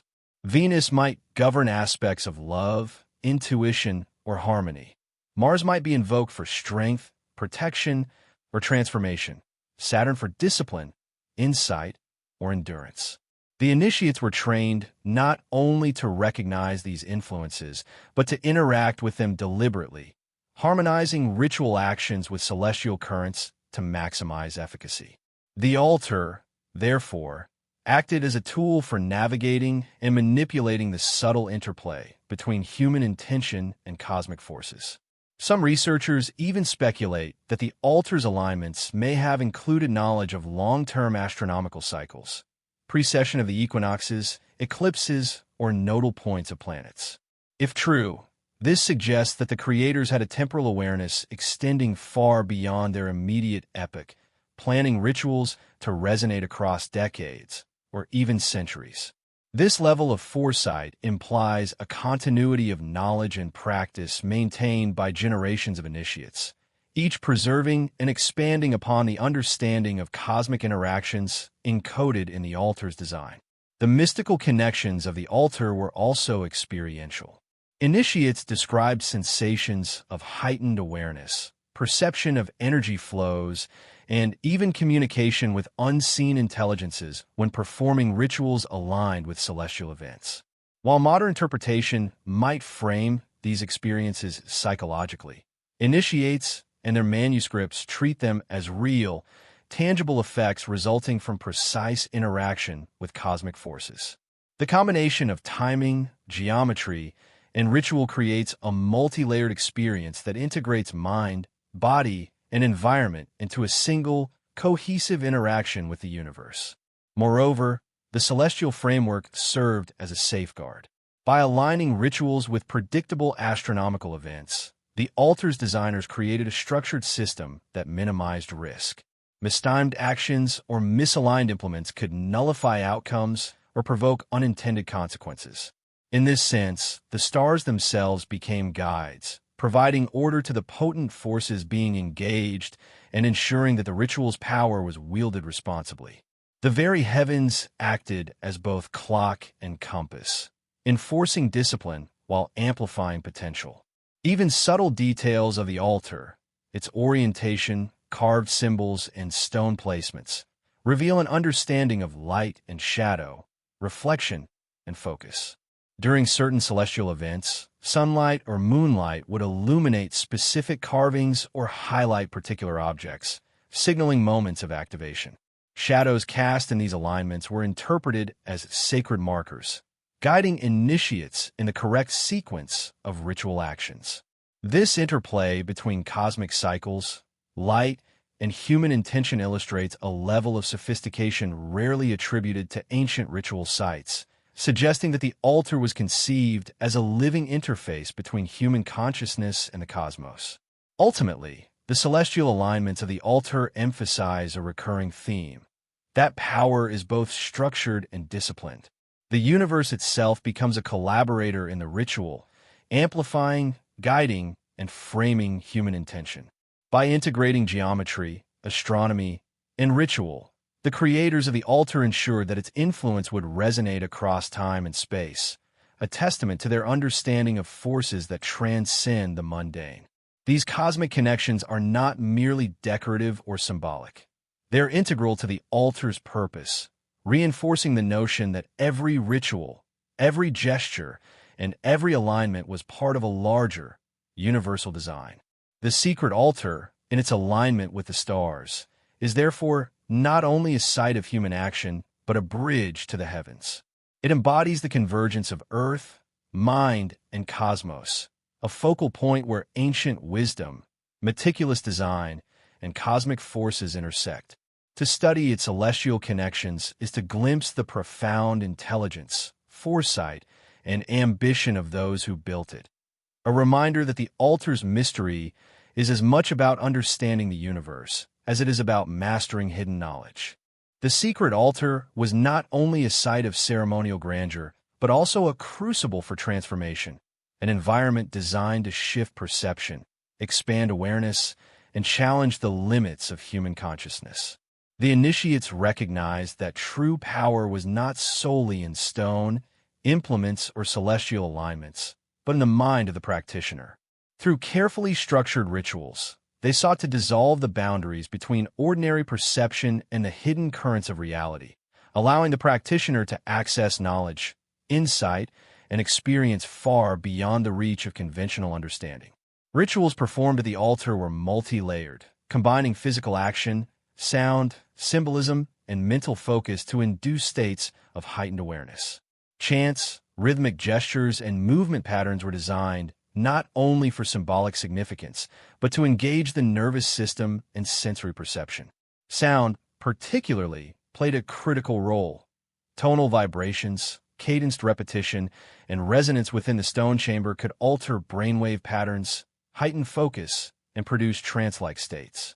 These effects, meticulously documented in fragmented manuscripts, suggest that the rituals were crafted with a sophisticated understanding of the mind's susceptibility to rhythm, pattern, and environmental stimuli. Visual stimuli were equally important. Carvings, inscriptions, and symbolic arrangements of objects were designed to guide the eye and, through prolonged observation, to engage the subconscious. Patterns repeated across stones, implements, and celestial alignments created a visual language, one that bypassed ordinary reasoning and spoke directly to the intuitive and perceptual centers of the mind. Initiates were trained to read this language, internalize its structure, and synchronize their consciousness with the ritual's flow. The effect was a heightened sensitivity to patterns, an ability to perceive connections invisible to the uninitiated, and a deepened awareness of forces both natural and subtle. Manuscripts indicate that altered states of perception were not accidental but central to the altar's purpose. Mental and sensory exercises were conducted before, during, and after rituals to condition practitioners for the experience. Breath control, meditation, visualization, and prolonged focus were used to prepare the mind, sharpen awareness, and align intention with cosmic forces. These techniques echo practices in other esoteric traditions, yet here they were integrated into a system that combined environmental cues, implements, and celestial timing to create a comprehensive framework for transformation. The initiates' accounts describe phenomena that modern observers might interpret as hallucinatory or psychological.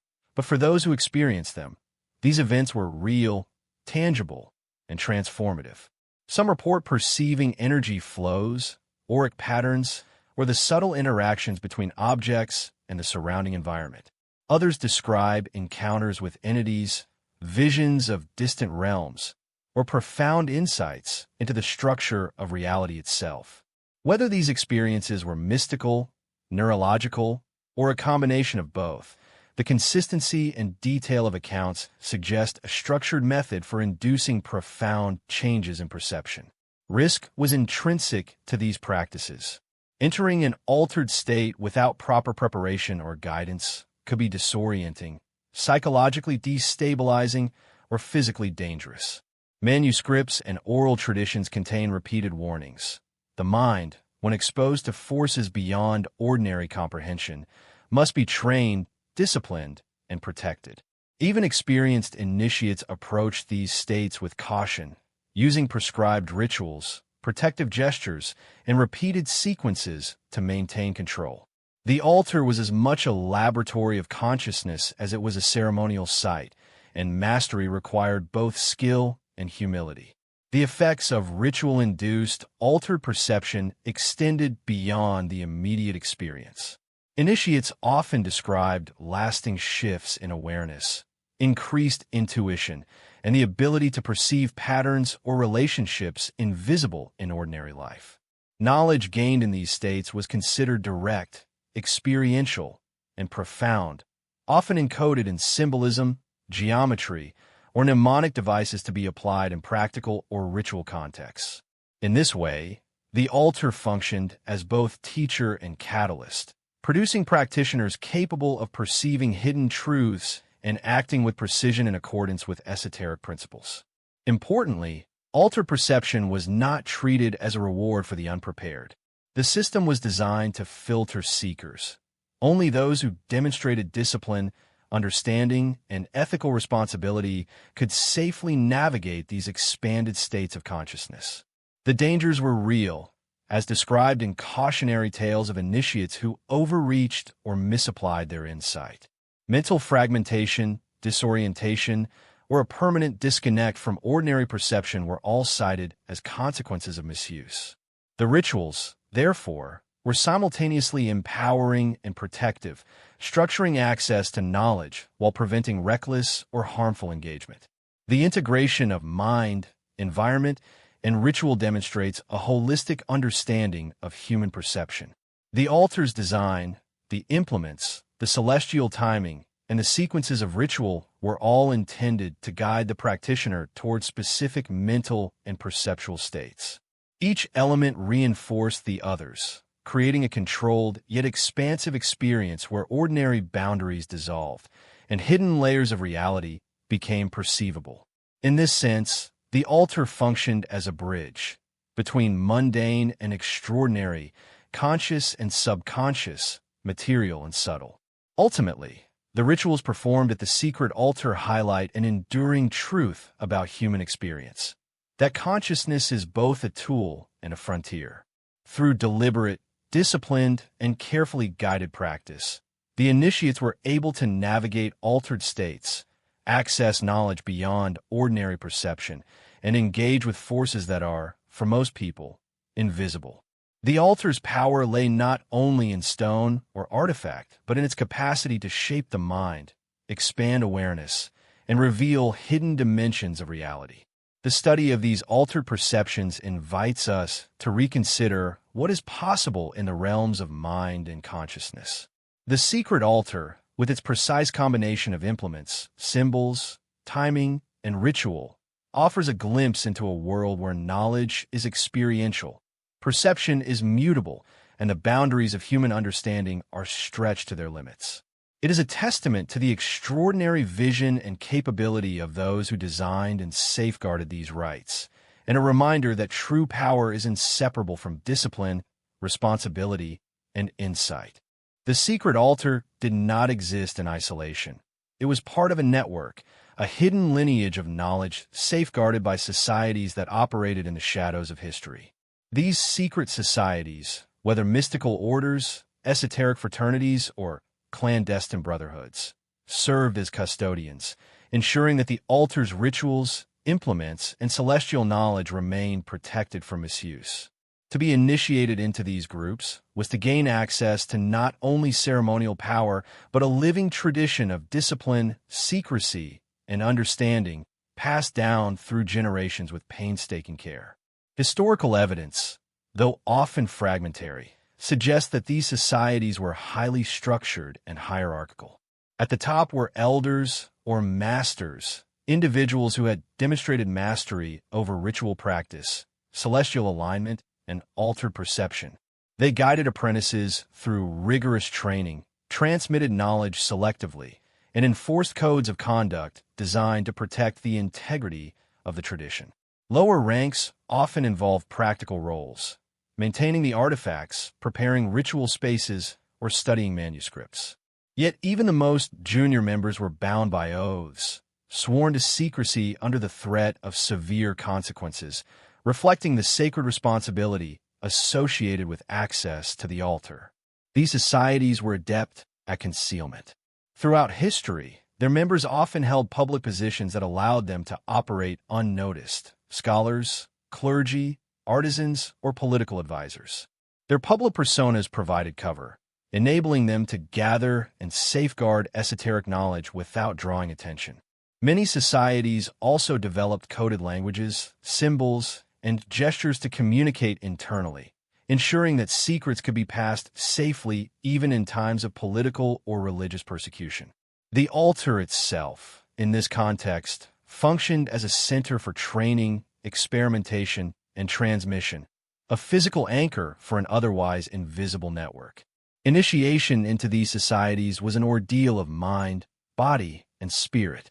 Candidates underwent tests of discipline, intelligence, intuition, and moral fortitude. They were taught to interpret symbols, understand the cosmic principles underlying ritual timing, and navigate the altered states of consciousness induced by ceremonial practice. Each stage of initiation built upon the last, reinforcing mastery while emphasizing humility, responsibility, and awareness of the potential consequences of misused power. In this way, the societies ensured continuity of knowledge while maintaining the integrity of practice. The influence of the altar extended into the philosophies and teachings of these secret societies. Many manuscripts attribute esoteric doctrines, ethical codes, and mystical insights to the practices performed at the altar. Concepts such as balance, alignment with natural and cosmic cycles, and the disciplined use of knowledge are recurring themes. Rituals became not just a method for accessing power, but a framework for moral and spiritual development, instilling in members the understanding that wisdom without responsibility could be catastrophic. Throughout history, these societies have been linked to both intrigue and myth. Some were rumored to wield considerable influence over political events, scientific discoveries, or religious movements. Others were said to guard maps, manuscripts, and artifacts that could reshape understanding of the past. While much of this is speculative, consistent references in texts, oral traditions, and fragmented records suggest that these societies played a crucial role in preserving knowledge that mainstream history attempted to erase. The secret altar was a keystone in this network, a tangible site around which knowledge, ritual, and discipline converged. Interaction between societies was rare but deliberate. Certain records hint at coordinated efforts to protect knowledge, transfer artifacts, or standardize ritual practices. Conflicts occasionally arose, particularly over interpretation, access, or ethical considerations, yet the overarching goal remained preservation and responsible use. In this context, the altar was not merely a ceremonial site, but a nexus, a place where human intention, cosmic alignment, and disciplined practice intersected, forming the foundation for a lineage of guarded wisdom. The secrecy surrounding these societies, while frustrating to historians, served a practical purpose. The altar's power, the artifacts it contained, and the rituals performed there were considered dangerous if misunderstood or misapplied. By restricting access, enforcing oaths, and maintaining layers of concealment, the societies ensured that the knowledge was wielded only by those sufficiently trained, disciplined, and morally aware. In essence, secrecy was both protection and education, a filter to safeguard the altar's potency while preserving continuity. Modern researchers, historians, and esoteric scholars continue to uncover traces of these societies and their connection to the altar. Cryptic documents, coded manuscripts, and subtle symbols in architecture or art provide tantalizing evidence of continuity. While many of the societies no longer exist in their original form, their influence endures in contemporary esoteric traditions, secret networks, and the continued fascination with hidden knowledge. The altar, in this sense, is both historical and timeless, a focal point of human curiosity, ambition, and the disciplined pursuit of understanding beyond the ordinary. The secret societies also serve as a bridge between eras. They connect the ancient creators of the altar to modern practitioners, ensuring that rituals, cosmic alignments, and principles of altar perception are transmitted responsibly. Through mentorship, coded texts, and careful training, the societies preserved a living tradition that survives in fragments to this day. Without their custodianship, much of what we know or suspect about the altar, its implements, and its transformative potential would have been lost to time, obscured by decay, destruction, or deliberate erasure. Ultimately, the secret societies exemplify humanity's enduring desire to understand and protect knowledge that surpasses conventional understanding. Their stewardship of the altar demonstrates that power, when paired with discipline, secrecy, and ethical responsibility, can be preserved across centuries. Through their practices, we glimpse a continuum of learning, insight, and caution, a lineage of human ambition that bridges the gap between the known and the unknown, the seen and the unseen, and the ordinary and the extraordinary. And media networks operate using the same principles. Knowledge of cycles, patterns, and human psychology allows elites to manipulate events, perceptions, and outcomes. Algorithms and predictive analytics serve as modern instruments of prophecy, subtly shaping elections, markets, and social behavior. The invisible hand that guided kings, emperors, and popes now guides corporations, nations, and global systems. The narrator's voice intensifies. Control is no longer overt. It is subtle, systemic, and psychological. The world believes in spontaneity, but the rhythm of history is orchestrated by those who understand patterns of belief, cycles of power, and the psychology of obedience. Finally, the section ties everything together in a grand revelation. The continuum of hidden influence, stretching from ancient priesthoods to contemporary elites, demonstrates a persistent principle. Those who understand cycles, interpret prophecy, and manage perception wield disproportionate influence over humanity. History, war, religion, culture, and politics are all arenas in which this hidden architecture operates, largely invisible yet profoundly effective. The section concludes with a cinematic vision, a sweeping panorama linking ancient pyramids, medieval cathedrals, Renaissance cities, modern financial hubs, and global communication networks. The narrator's voice fades into a whisper. History is not random. It is a tapestry woven by unseen hands. From Babylon to Wall Street, from Delphi to Davos, the architects of destiny continue to guide the course of civilizations. The stage may change, the actors may differ, but the play, the grand design, endures. And while humanity believes it walks freely, it dances to a rhythm composed by those who understand the cycles, the patterns, and the hidden laws of power. As the screen fades to black, the music swells with a haunting crescendo, leaving the audience with a sense of awe, curiosity, and unease about the forces that have truly shaped history and continue to shape it today. May lie not in its physical contents, but in its approach to knowledge itself.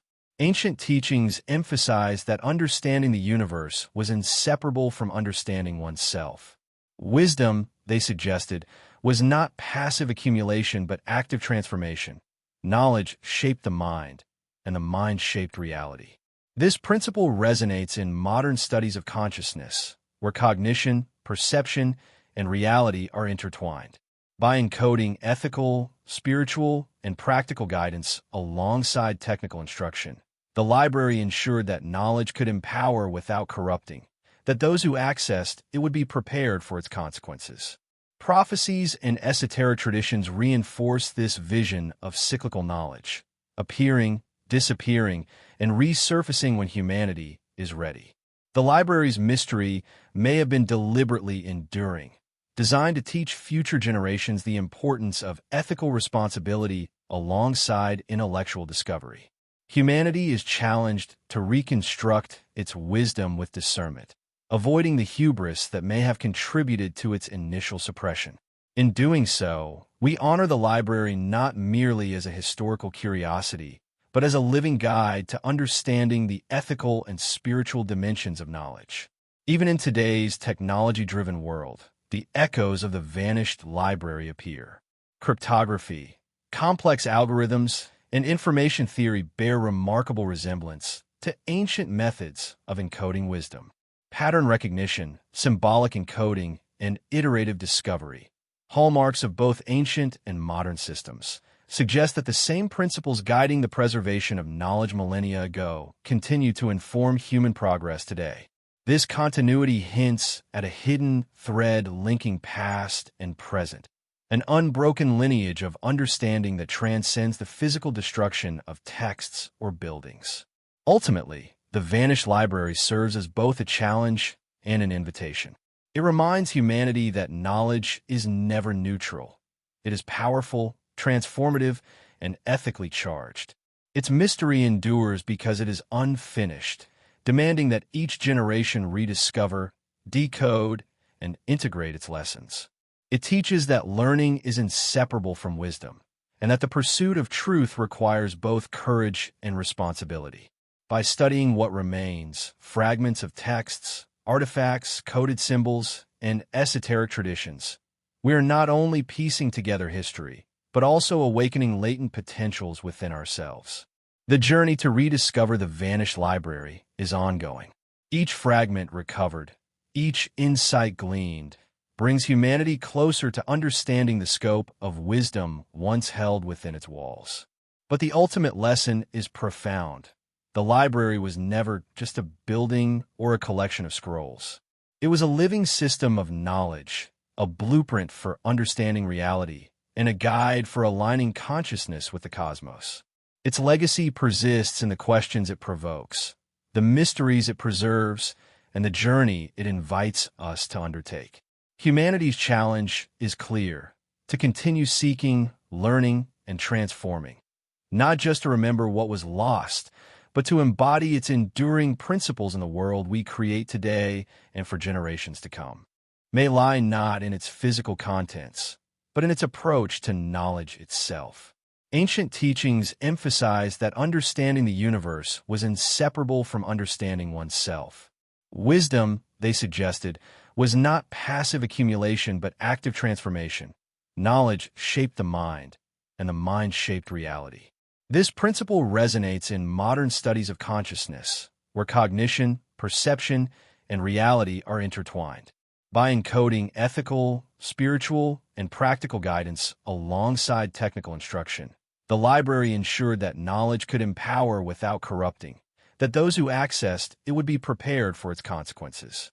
Prophecies and esoteric traditions reinforce this vision of cyclical knowledge, appearing, disappearing, and resurfacing when humanity is ready. The library's mystery may have been deliberately enduring, designed to teach future generations the importance of ethical responsibility alongside intellectual discovery. Humanity is challenged to reconstruct its wisdom with discernment, avoiding the hubris that may have contributed to its initial suppression. In doing so, we honor the library not merely as a historical curiosity, but as a living guide to understanding the ethical and spiritual dimensions of knowledge. Even in today's technology-driven world, the echoes of the vanished library appear. Cryptography, complex algorithms, and information theory bear remarkable resemblance to ancient methods of encoding wisdom. Pattern recognition, symbolic encoding, and iterative discovery, hallmarks of both ancient and modern systems, suggest that the same principles guiding the preservation of knowledge millennia ago continue to inform human progress today. This continuity hints at a hidden thread linking past and present, an unbroken lineage of understanding that transcends the physical destruction of texts or buildings.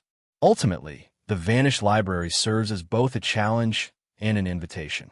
It reminds humanity that knowledge is never neutral. It is powerful, transformative, and ethically charged. Its mystery endures because it is unfinished, demanding that each generation rediscover, decode, and integrate its lessons. It teaches that learning is inseparable from wisdom, and that the pursuit of truth requires both courage and responsibility. By studying what remains, fragments of texts, artifacts, coded symbols, and esoteric traditions, we are not only piecing together history, but also awakening latent potentials within ourselves. The journey to rediscover the vanished library is ongoing. Each fragment recovered, each insight gleaned, brings humanity closer to understanding the scope of wisdom once held within its walls. But the ultimate lesson is profound. The library was never just a building or a collection of scrolls. It was a living system of knowledge, a blueprint for understanding reality, and a guide for aligning consciousness with the cosmos. Its legacy persists in the questions it provokes, the mysteries it preserves, and the journey it invites us to undertake. Humanity's challenge is clear: to continue seeking, learning, and transforming. Not just to remember what was lost, but to embody its enduring principles in the world we create today and for generations to come.